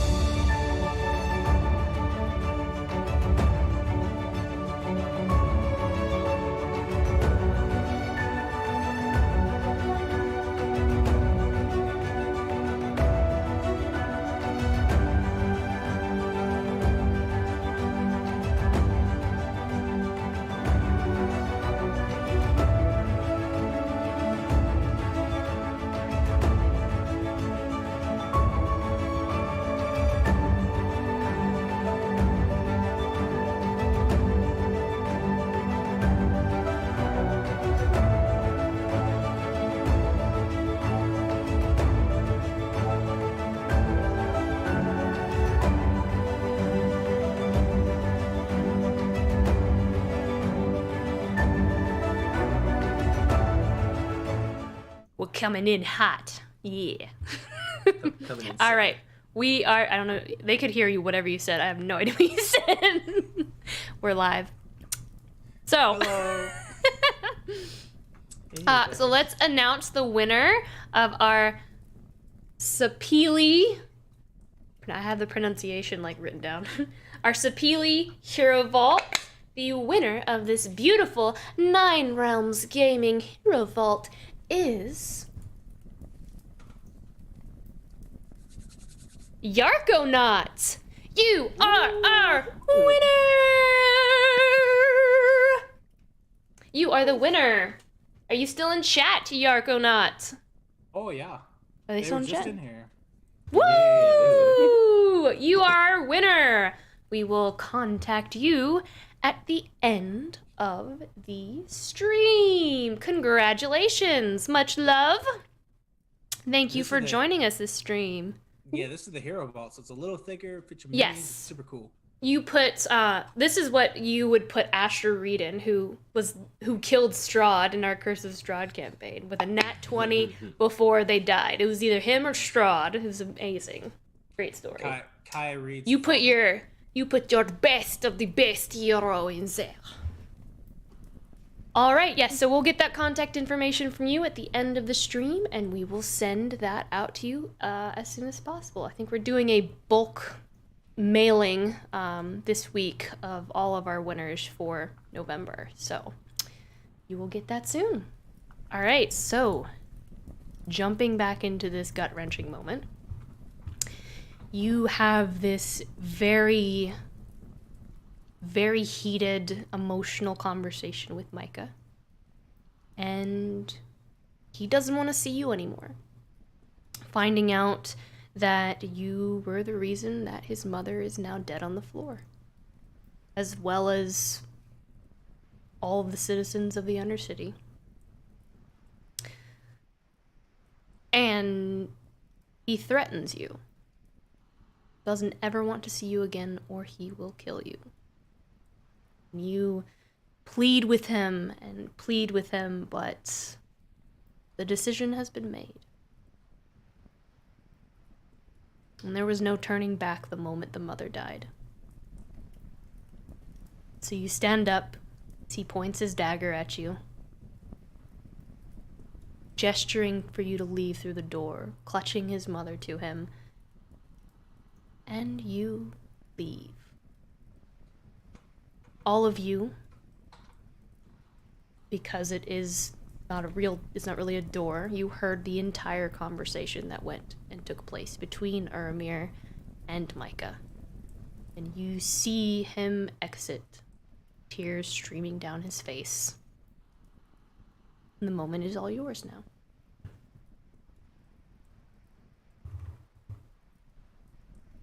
Comes out. He doesn't look at anyone. He's just crying. And walking outside doesn't make it any better. He's looking around at all the corpses. And he just starts to walk off. Just with his head down.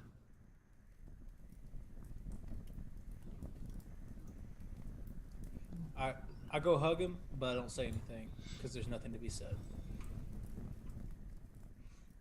I just wrap him in a hug real fast. I don't say anything at all. Ferrari is also going to come up and she's going to take her cloak and kind of put it around him.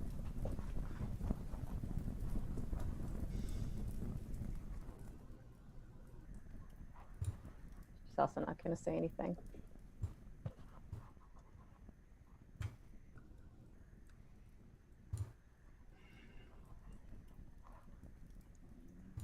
Yeah. Almost makes him cry harder. Just like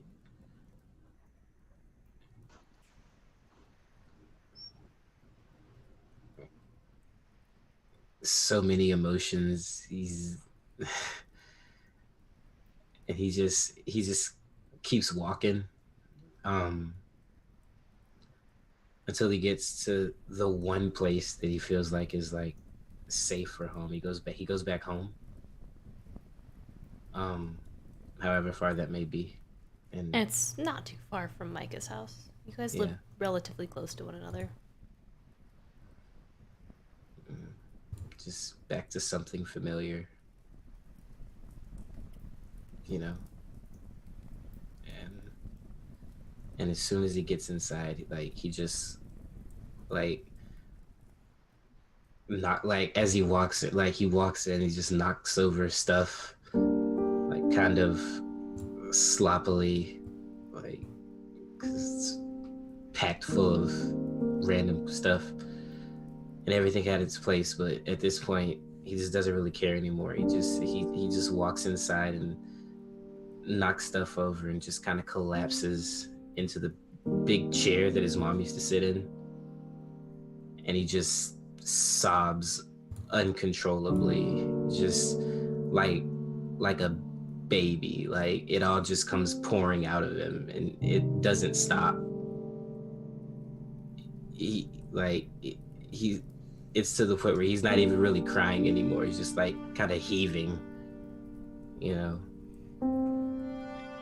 And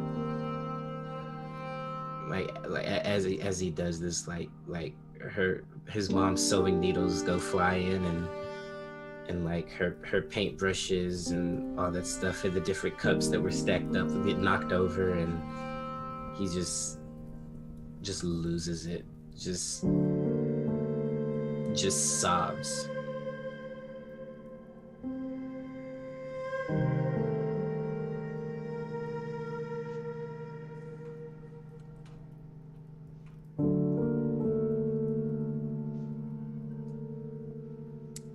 Finn goes to the stove, quietly crying, and he's going to start preparing a kettle with water. And he doesn't look back over to Ermir, but he can hear him. Druid crafts some tea leaves. Daniel, you sound far away. I will druid craft some tea leaves.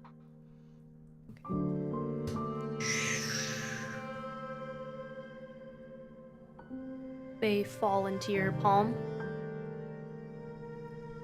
I put them in Finn's hands. Thanks. He'll put him in the kettle.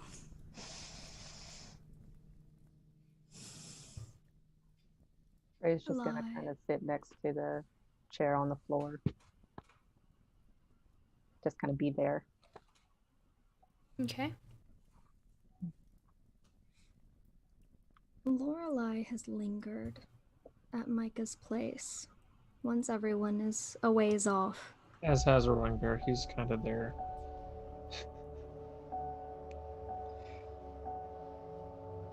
She will pull back the drapes ever so slightly and snap her fingers. And as she does, she casts Speak with Dead.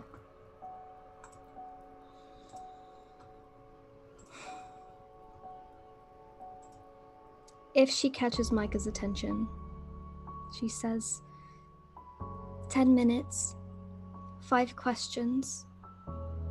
Use them wisely. And she disappears. Wow. He looks up at you and just kind of like silent, with still holding his dagger. Face red, eyes red, soaked through.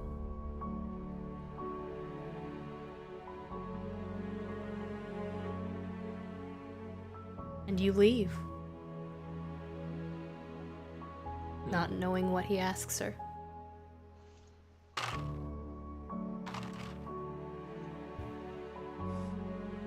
And then guessing you make your way back to the rest of the group. Mm-hmm.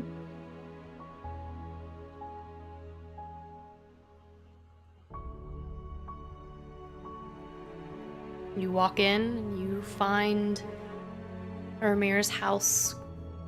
Things strewn about from when he entered. Finn making tea. Praeria, I believe you're on the floor, sitting down. And Roaring Bear, you are... said you were there, but you weren't specific as what you were doing. Well, really, he's leaned up against a door and trying not to put any weight on his leg. But he's just there. I don't need to know exactly what was being asked. I'm not going to make you roleplay that. But I do want to listen and see what kind of questions that he is asking about how I feel about his stability moving forward. You are trying to get like some sort of insight into how Micah will progress. Is that what you were saying? Or? Kind of. I mean, he's emotionally compromised. Everyone grieves. He just threatened to kill his friend. Yeah, everyone does grieve differently. You know, I've done that. He just cradles his mother close to him and just kind of puts her, takes the back of her head and just puts it over his shoulder so that he could whisper his questions in her ear and she could whisper her answers in his. And he just rocks back and forth, whispering and smiling every now and then, but smiling as tears continue to streak down his face, and he loses his composure all over again, asking again, losing his composure all over again, dropping the dagger with the last question and clutching her even closer. And just, you can see he tenses his muscles up again and begins to cry, and just that silent cry where you try your hardest to hold it in and it's just seeping out through your teeth and your face gets redder because it's flush from trying so hard to hold it in. And then he just continues. He just continues to cry after his questions are asked. And he continues to just hold her closer and closer, rocking back and forth, rocking back and forth. That's good. I'll take some of my torch that is now out and take some ash. And just quickly write, "We remain," outside his door before hobbling back.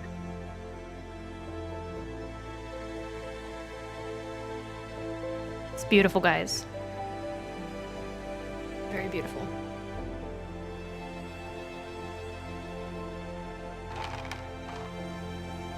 Roaring Bear trails behind you, Lorelei.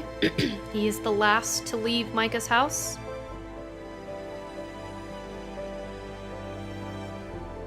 And he enters through the doorway to find you all.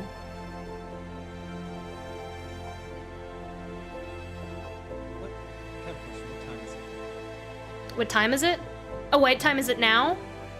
It's probably mid-afternoon, maybe like 1 or 2. You guys left to go down into the crack early in the morning. Sorry, down into the crack. You guys left early to go down into the lair. And then you were down there for probably 2 to 4 hours roughly. So I'd say, yeah, probably 1 or 2 o'clock in the afternoon.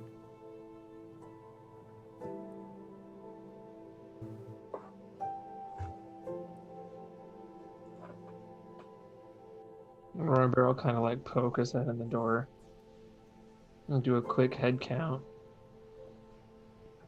Go back outside and begin finishing up his deer hide he has strung up outside. Finn takes the tea once it's done and puts it in one of the mismatched cups that Ermir has strewn around. And he takes it over to him and he puts it on the small table by the chair. You find a beautifully painted teacup. You kind of glance down at the paints that were his mother's that were strewn across the floor and kind of look to the teacup.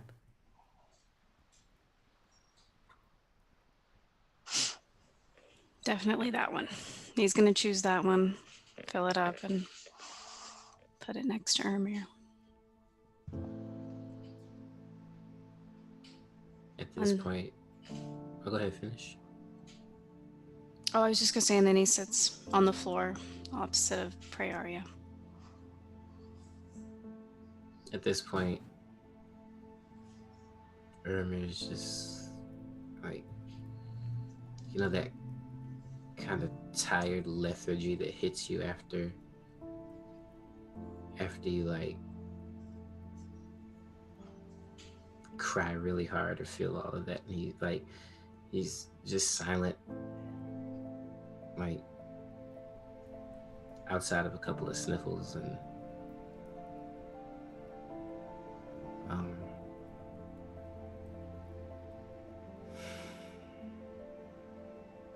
eventually he'll turn and he'll sit up. He'll see the tea. He'll smell it first, and he'll turn and he'll see the tea in the sitting in the cup. And as soon as he looks at it, tears start to well back up in his eyes again as he starts thinking of his mother. And it's not as violent this time. It's just kind of a quiet sadness. And he'll look over at Finn and just nod and take some of the tea. He just looks defeated. Like he's given up. He won't really look any of you in the eye. Just focusing on the swirling water inside of the cup as he takes another sip.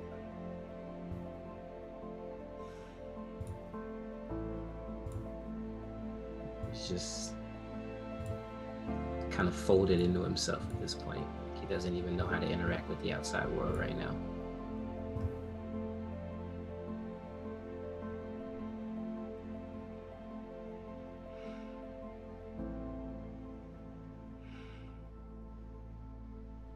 I'm gonna have some tea too. Peppermint? For sure. Definitely peppermint. Okay. Are we gonna take a... It feels like we need a minute. Should we take a rest here? Yes. This little would be a good point for, if you guys are taking your, this would be a short rest. You may take your short rest now. Well, Sensing, Go ahead. sensing that we're going to be here a while, Lorelei ushers everyone to come sit. She makes Roaring Bear lay down and puts his head in her lap. She begins to sing a song of mourning.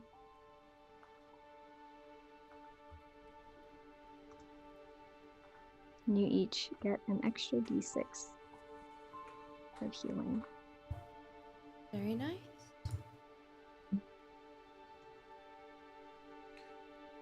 I know Roaring Bear's got a leg wound. Is it like cut open? Does he need stitches? He said he had a gash, so yes. You about to sew... Roaring Bear, you look like you were in the need for some stitches. He like kind of casts over. gonna take a good berry, cast sprinkle it in the wound so it doesn't fester. And The then best kind of antibacterial. Good berry. Because this is acidic and it's not pleasant. But he just kind of grits his teeth and side eyes you. Roaring Bear seems like the type not to complain about pain, so I'm not gonna do any anesthetics or nothing. But I'm gonna sew him up. So he doesn't. I'm gonna grab some repair stuff and sew him up so that he doesn't limp and bleed and scar too badly. Okay. And he like fishes around. He takes his knife and pokes it in his mouth. Nom nom nom. You're doing great, man. You're doing great. So it's just a flesh wound. And I just help him tie it together.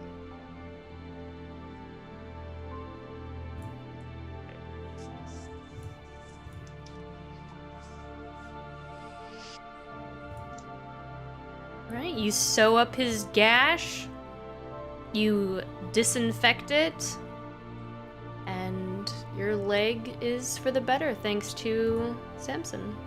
Make a medicine check. Let's see how well you stitch him up. If you're not proficient, with disadvantage. Can I help him? I have to amputate his leg. Yes, you can help him. You can, I believe Finn is proficient. Guidance. Natural 20. Natural 20. You can do it, Samson. Faith in you. So that's a 20 even. You embroider. You embroider Roaring Bear's leg with a mastery as Finn instructs you, because I mean you're not proficient in medicine. As Finn instructs you where to place the needle, but you just seem very focused. You seem very focused, and you are able to. The stitching is so well done. It's almost like you used a mechanical sewing machine to sew his leg back together. You have a Gross. really steady hand, Samson. Thank you, Finn. I've only ever done this to myself. But thank you. Well, practice makes perfect, right? Yeah. It's better when you can't feel the pain, huh? Well, yeah. A lot easier, that's for sure.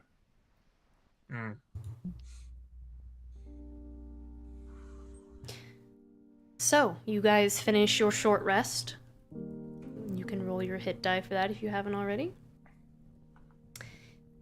And you remain in this room. The gravity, this cavern, it just feels very cramped. The weight of the world and the decisions that you've made kind of hanging heavily in the air. But you all know that eventually you have to leave the Undercity.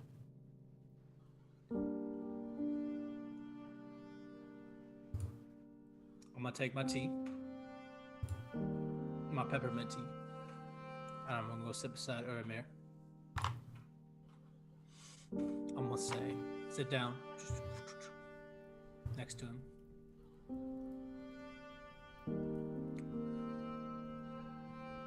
Uramir.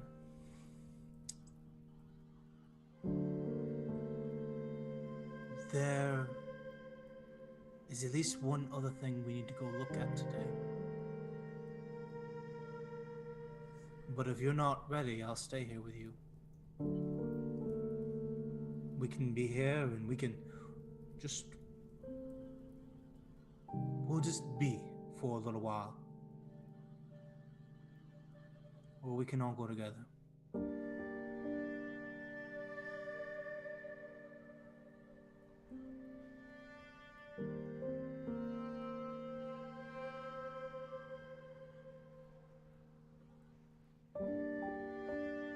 I think I just Just need a minute. You guys go on ahead.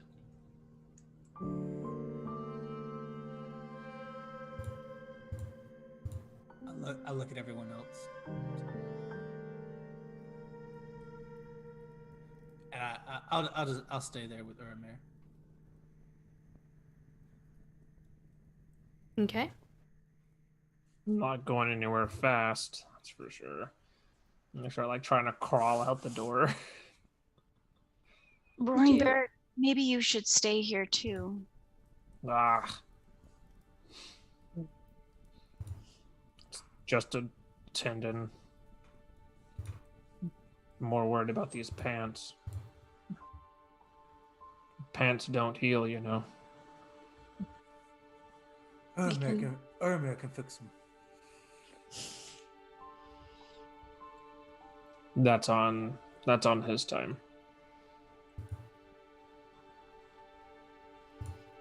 If you're so concerned about them, Finn will walk over, bend down and touch the rip and cast mending. You see the fabric weave back together and seal itself like it was brand new right before your eyes. That better?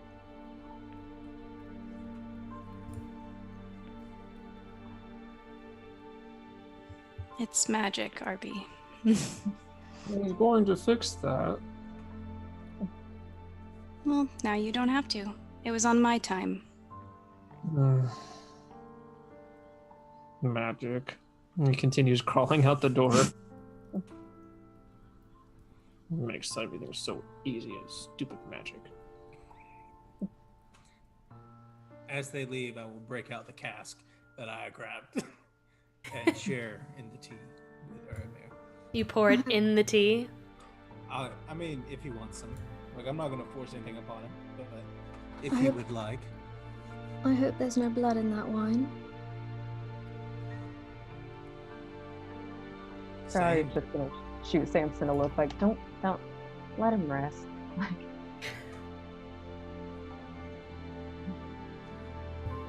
I guess she's gonna follow RB out. All right. He's like trying to crawl up the wall. Oh no. She's gonna pick him up and just kind of like take an arm. Okay. This is fine. Everything's fine. Lorelei, are you coming too?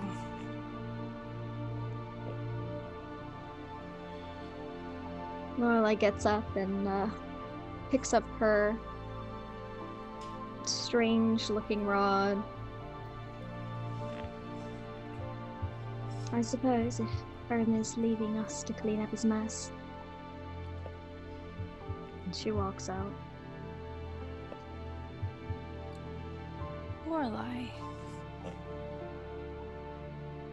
How could you say that? Say what?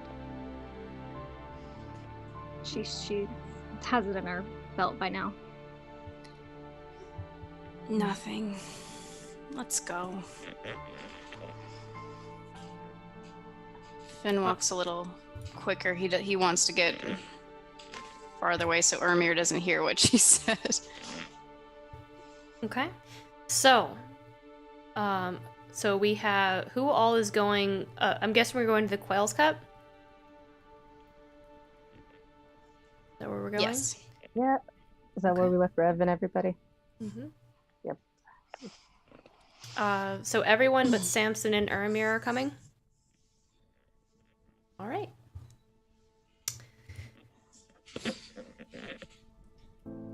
You all, except of course Samson and Uramir, leave Uramir's house. The silence haunts you all down here.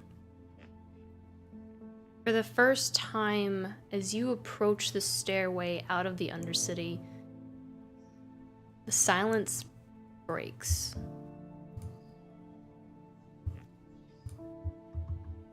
And you can hear it in the distance. Low at first, but as you approach, the sound seems to bounce off the cavern walls echoing out. The screams, the panic of the masses above. As you ascend the steps, the sound only grows.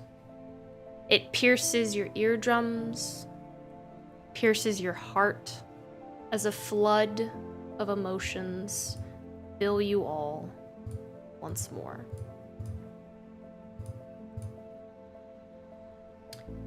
The aftermath is here.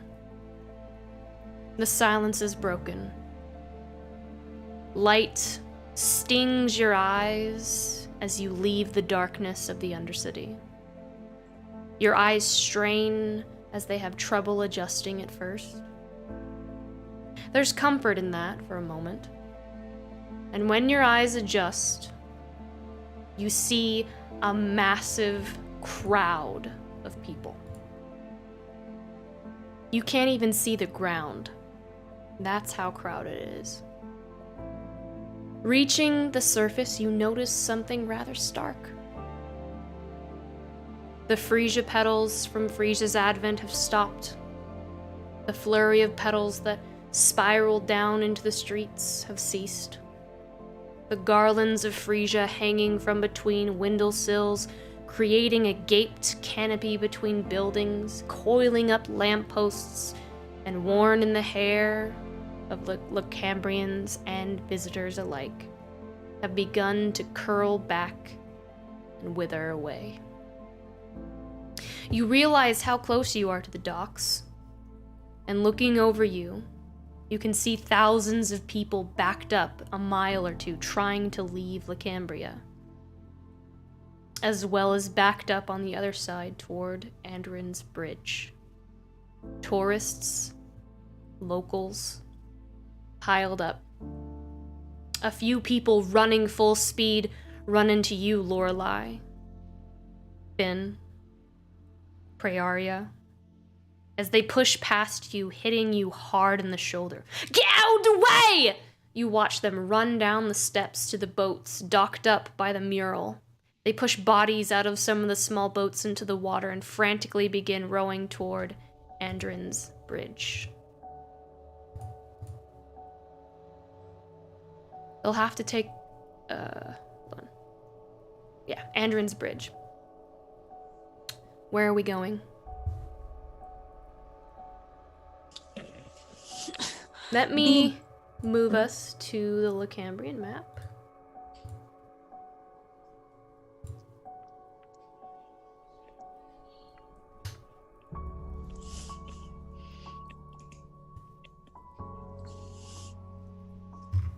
Oh, zoom out.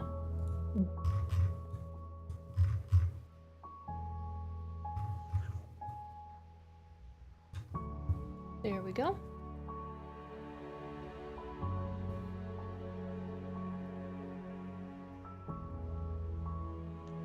Okay.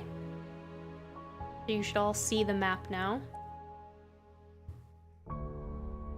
So, looking over this area, you know that in order to get to the Wildwoods, seeing the crowds over at Andrin's Bridge and at the port, there's no way you're going to be able to go cut directly south from the entrance to the Undercity. You're going to have to go all the way around through Goldspire and then south, which will take more time, but that's the only way to, unless you want to try and risk to go through the crowds. I think we go the long way. Yeah, we need to try and hurry, but we also need to make sure we don't get trampled. Yeah. Like, it's the kind of, I mean, they're just masses of people. Like, you can't even see the ground looking over. And people are frantic. We're not going to be able to get through. People are frantic and screaming and... Let's go. All right. So, you move and begin going the long way past, through Crow's Bend, past Tilda's Well, past Savion's Sunrise, and then through Goldspire, making your way, kind of circling around. Moving through Goldspire, you see a few bodies in the streets. Some are cradled by family members, crying out and screaming in the anguish of their loss. People running, broken crates and fruit littering the streets, carts and makeshift stands that people had put up, or business owners had put up for the festival, smashed and knocked over. There are huge crowds grouped together in some areas, screaming and shouting at the center of the mass.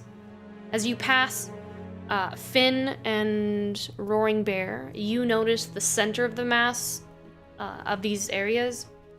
There look to be sparrowhawks or sons of Bouclier, and they're just completely overrun by the crowds. People are just swarming to these individuals, grouped around them, screaming, yelling, pulling at their cloak. Some of the sparrowhawks are getting trampled as people frantically try to get help from these individuals and just massing up to them. Should we try and help them? There's too many. It's hundreds of people, yeah. What helpful do we be? I don't know. Probably not much. Let's keep moving. You continue moving. It does take you quite a long time avoiding all these crowds. Roughly 5 hours to go the long way around. Through the chaos, making your way back to the Quail's Cup.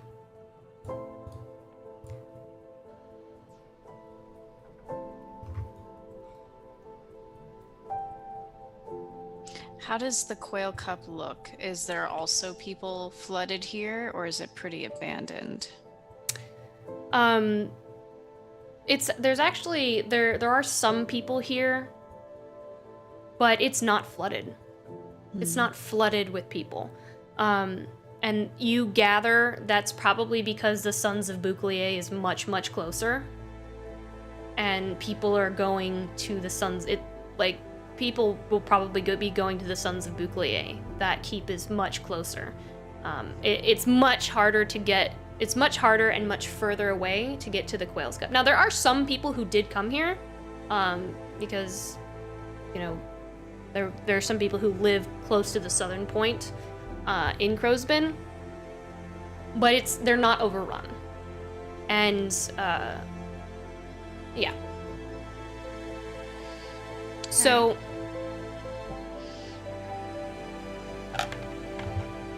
you all make your way back to the Quail's Cup. Like I said, there's some people outside the building. They aren't letting people inside. There's a small crowd of people that are asking to come in or asking for help, and you do see some sparrowhawks leaving to go help with the situation. But as you walk in, there are still quite a few sparrowhawks within the building. And as you enter, it's just quiet. Their faces are painted solemn. They all look down the stairs, leading to the room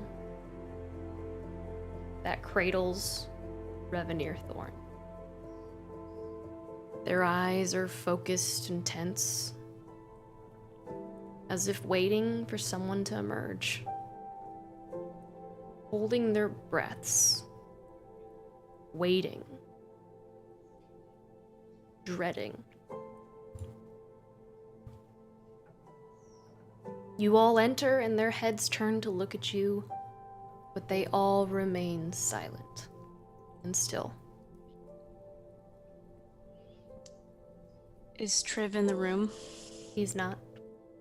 Not in this main room.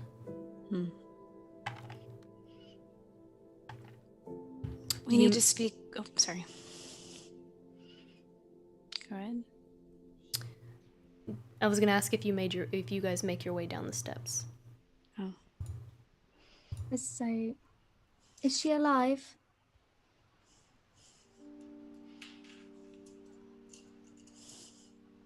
One of them, They all kind of just look back down at the stairs, and one just kind of like, without looking at you. For now, it seems.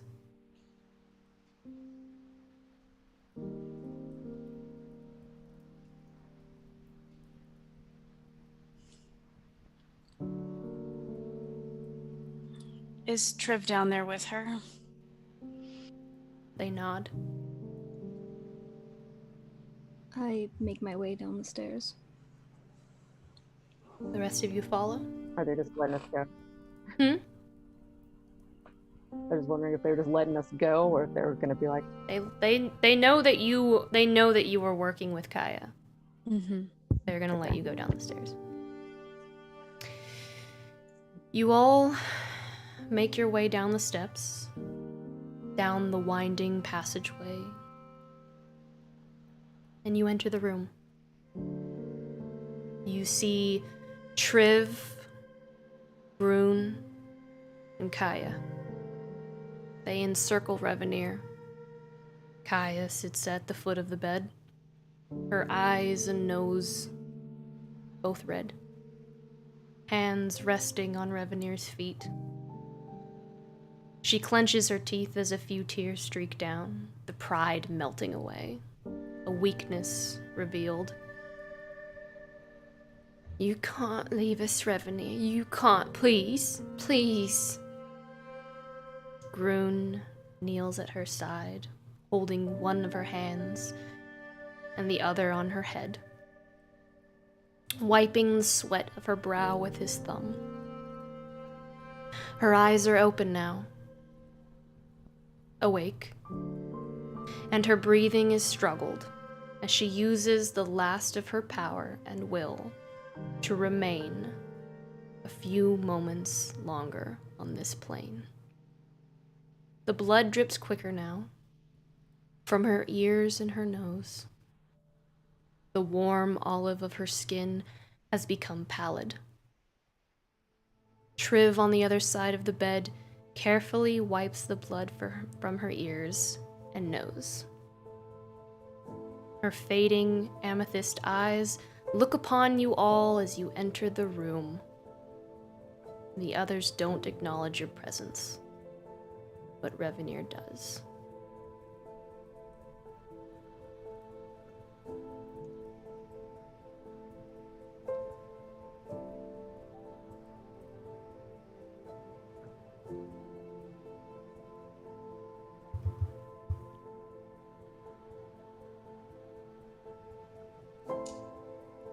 Arya kind of steers RB over toward the bed, and they take their places at her side as well.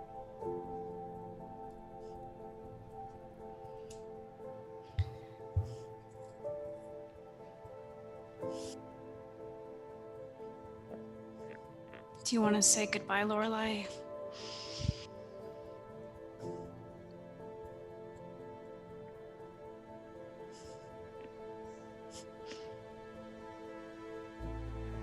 I'm not sure if this was the right thing to do.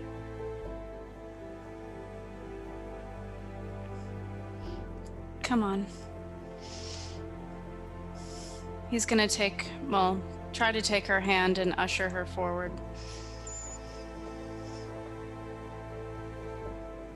So you and Lorelai go kind of kneel down next to her bed. You kneel down, Lorelai and Finn. Finn, as you kneel down, Revenir gives you the same expression you remember the day you met her. Her brow furrows as she studies your face. And then confusion. But this time she shakes her head and quietly smiles. She places a hand on your face, Finn. It's cold and clammy. You look so much like him. It looks so much like him.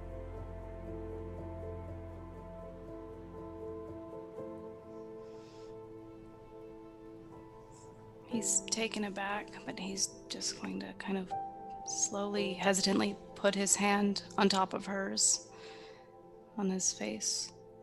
And he's going to squeeze a little bit and softly smile back. I'm grateful.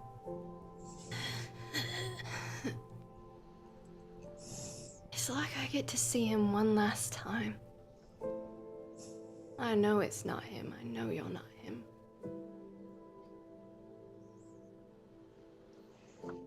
Is there anything you want to say to him one last time, Revenir?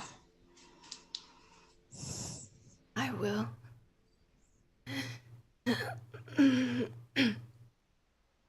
I will in a moment.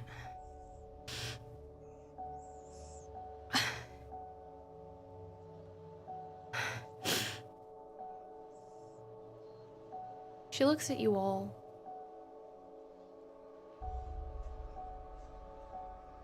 And there is a reflection that leans toward nostalgia.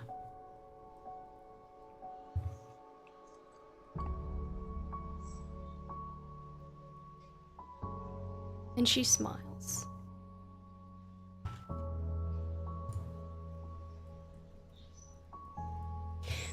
You know, I've been there. I've sacrificed everything for the ones that I love most.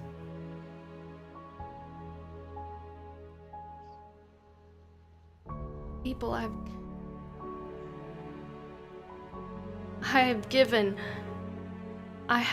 my life for. And I'd do it again and again in a heartbeat.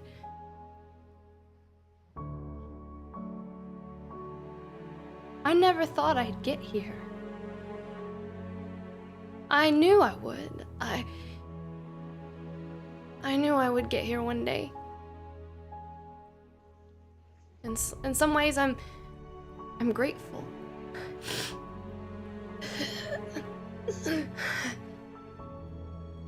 I've seen so many people die. People I loved. My husband.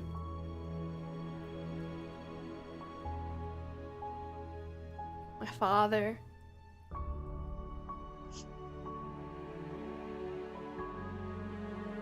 My friends. Having Vera's blessing.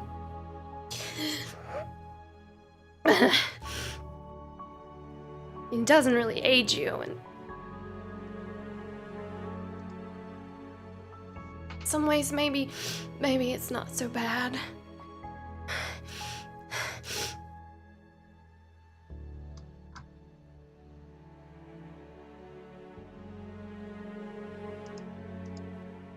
So many things I wish I could say. I always had the right words. Oren always told me I just knew exactly what to say. And now I don't. In the moment I feel like you all need me the most. And you're all looking at me for something to say. And I don't know what to say.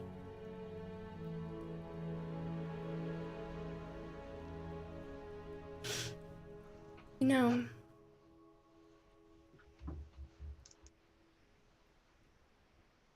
you all think that I found you, each of you. You found me. Been alone for a while.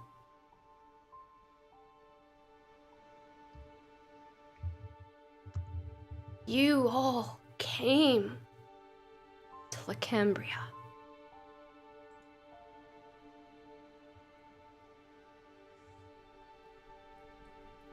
You found me. I'm just the one strand that connects you all together.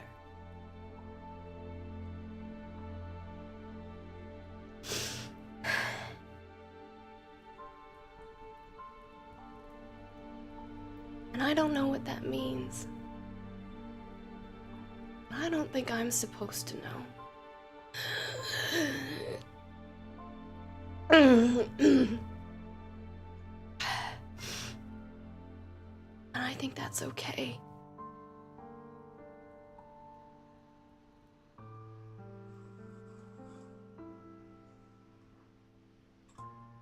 Is there anything else? Anything at all you would like to say to Revenir Thorn right now?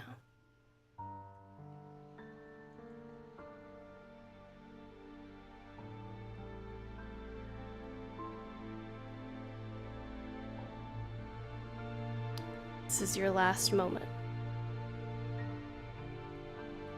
I look to everyone.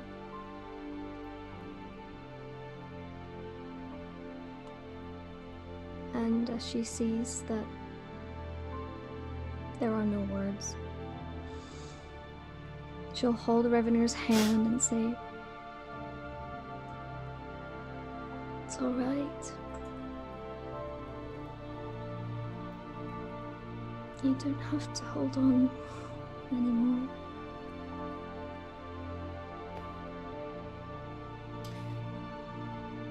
With the last of her strength, Revenir Thorn reaches into her pocket and she takes out a small, polished stone.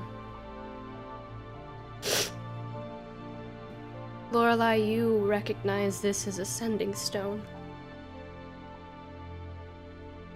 In her other hand, she lifts up a necklace. A gold filigree vine chain with a single emerald inlaid with leaves around the edges. A locket. A wedding band looped on the chain. She kisses both before cupping her hands over the stone, bringing it to her face. She whispers to it, and a few tears streak down as she struggles once again.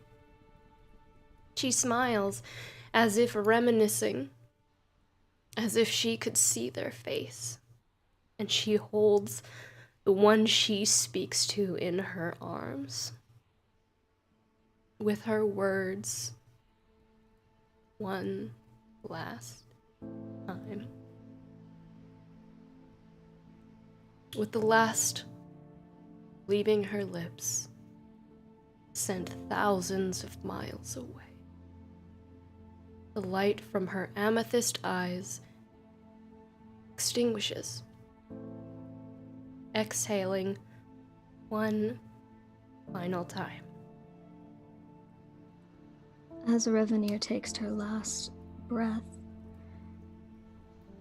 Lorelei begins to sing a song of passing. When midnight falls upon the willow tree, and fairy tales come out to play, the sun is buried by the open sea, Mr. Weary comes for you and me.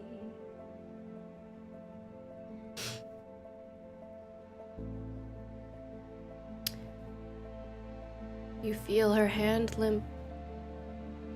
They relax, and she finally lets go. The stone rolls onto the floor, and Revenir Thorn is gone.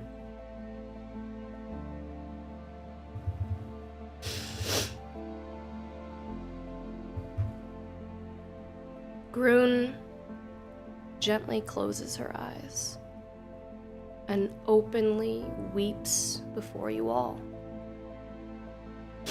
His head buries into her side and he clasps her hands tightly. A few moments pass as he comes to terms in disbelief, and he turns to all of you, shaking, his muscles tense, drowning in a sea of fury and pain and suffering.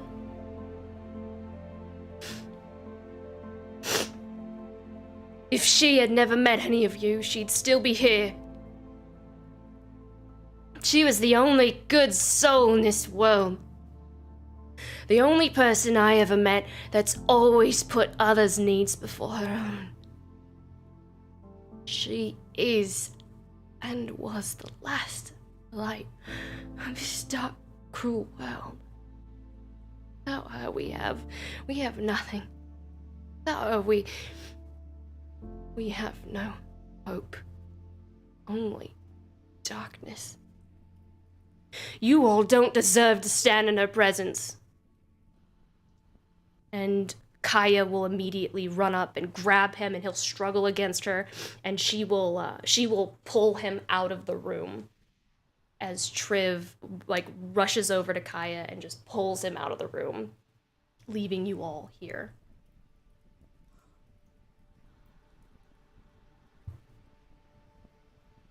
Cavern is alive.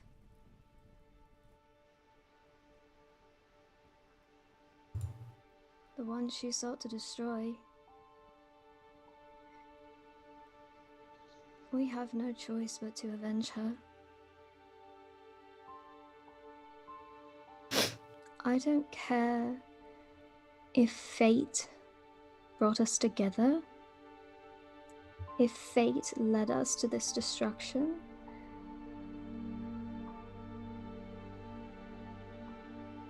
I don't give a damn about fate. And I say it's time to put fate to an end. Wouldn't you all agree?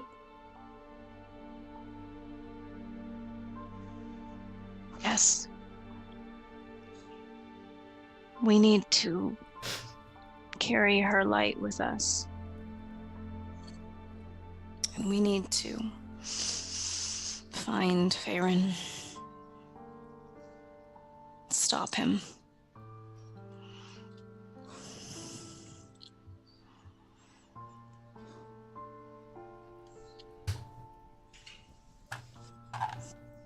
Arya doesn't say anything. It doesn't even appear that she's particularly looking anywhere.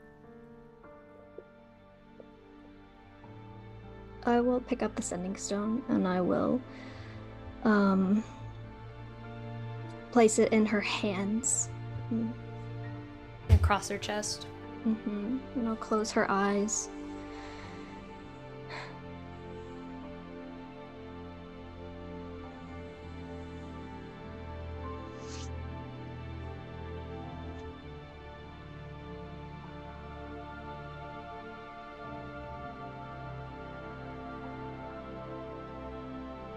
All things pass and fade.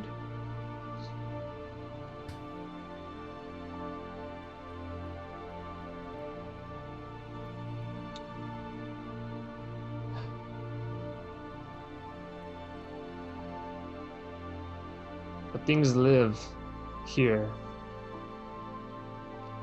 And things live here.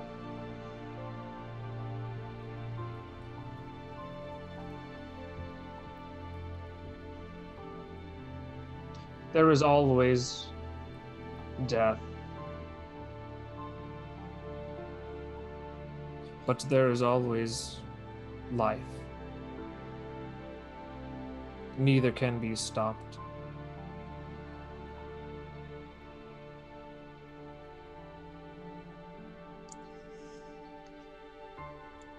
But death only really ever claims anything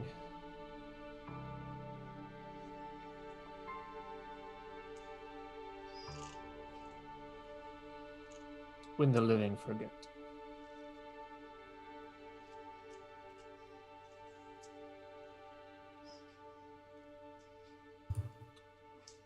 Those who came before us leave powerful legacies if we let them. If we don't confuse their passing for the end.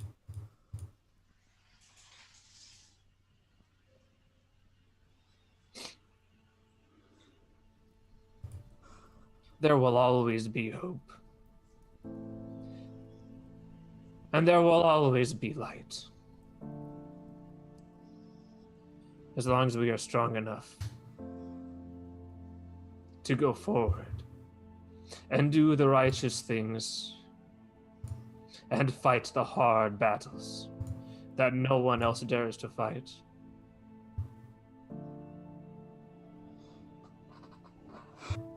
We make hope.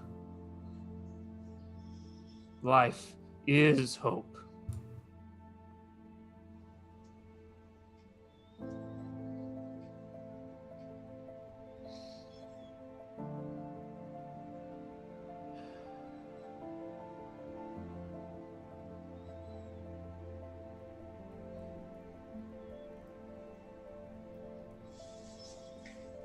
I refuse to let this darkness phase me. It bends my mind and it wearies my bones. But everything can be fixed and everything can be healed. And I will bear this burden.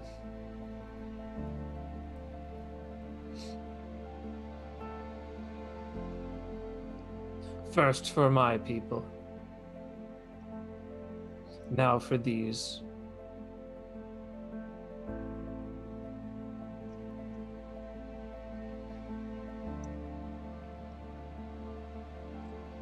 My pain will serve a purpose. And they may not know or recognize.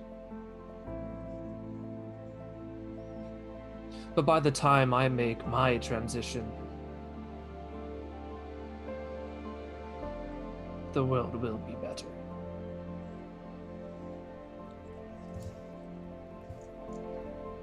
Not your burden to bear alone.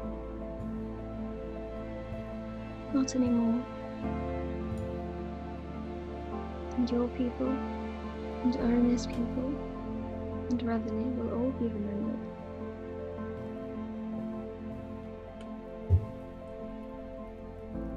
We must make it so.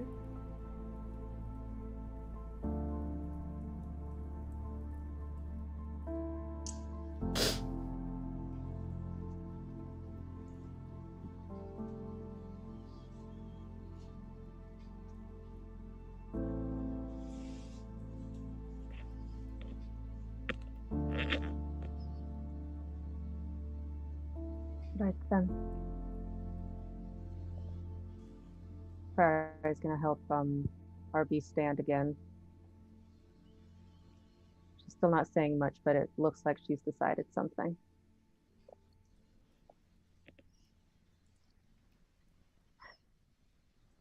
Shall we go?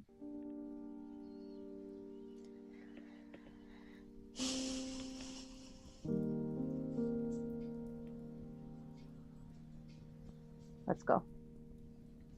Just gonna head back up the stairs. And the rest of you follow? Yes.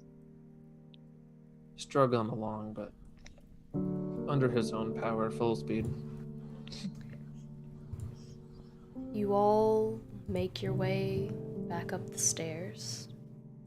Each step heavier. Your feet just seem heavier. So much has happened. An overload of the senses. Where do we go from here?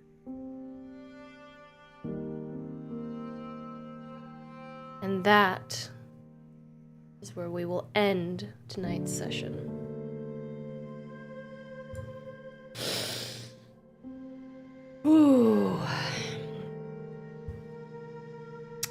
Well done, everyone. That was a beautiful session. Everyone just amazing. A round of applause of emojis in the chat, please. All right, let me get my closing announcements. I know we're all, y'all.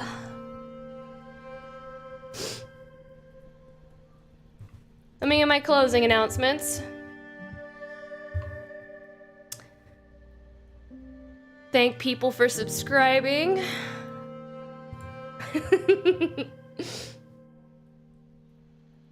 Oh, thank you everyone. I'm seeing chat now.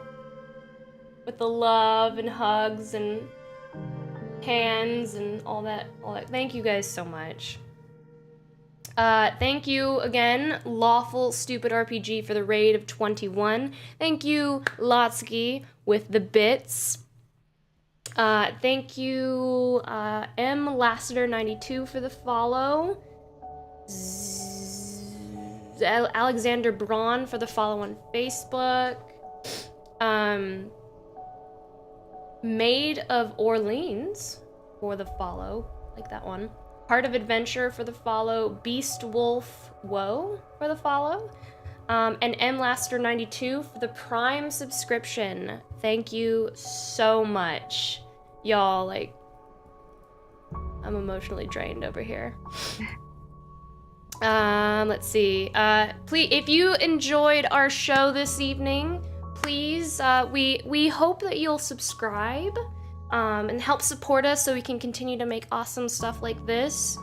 Of course, our subscribers get our awesome emotes like our Huzzah, Nat 20, Nat 1, the Snonk Piggy Heart. And then, of course, for our Tier 2, we have our Insight Check and our Rip Skull for our Tier 3. If you subscribe, you get access to all these awesome emotes. You also have if you have Twitch, or Twitch Prime, or Amazon Prime, you would have Twitch Prime, which allows you to subscribe for free. So don't forget about that. And then also our Twitch subs also get access to our Discord. You get special access to that. You can also support us on Patreon, patreon.com/InkandLyre, where we have a lot of our homebrew stuff. We have one-shots and magic items and printable cards and downloadables and stuff. You can get access to that there. We also have our other shows, which is Iron Valor on Wednesday at 7:30 p.m. Central Standard Time, where this Wednesday we are starting our Rime of the Frost Maiden mini campaign, which is going to be like 8 to 10 episodes. And that's going to have Davis, Brandon, James, Dylan, and then Amelia and Raina are also going to be in that show as well. And that's Wednesdays. And then short rest this week. We're playing a horror game. I can't remember what it's called, but we're playing a horror game. It's either going to be me or Daniel. Maybe Daniel. We'll see. And then I don't think I had the chance to do so, but thank you for Z and Peku for the map for the dungeon for the Lair of the Mother. We used one of their maps, and they create gorgeous maps. So if you want to support them and get their awesome maps, you can check out their Patreon as well. They have a Patreon. Who are we rating, Daniel? We're rating Saving Throw Show. We'll be there in just a second. Oh. So thank you everyone for joining us. Thank you for joining us, guys. We love you. Tune in next time for our group therapy session. Yeah. We are rating now.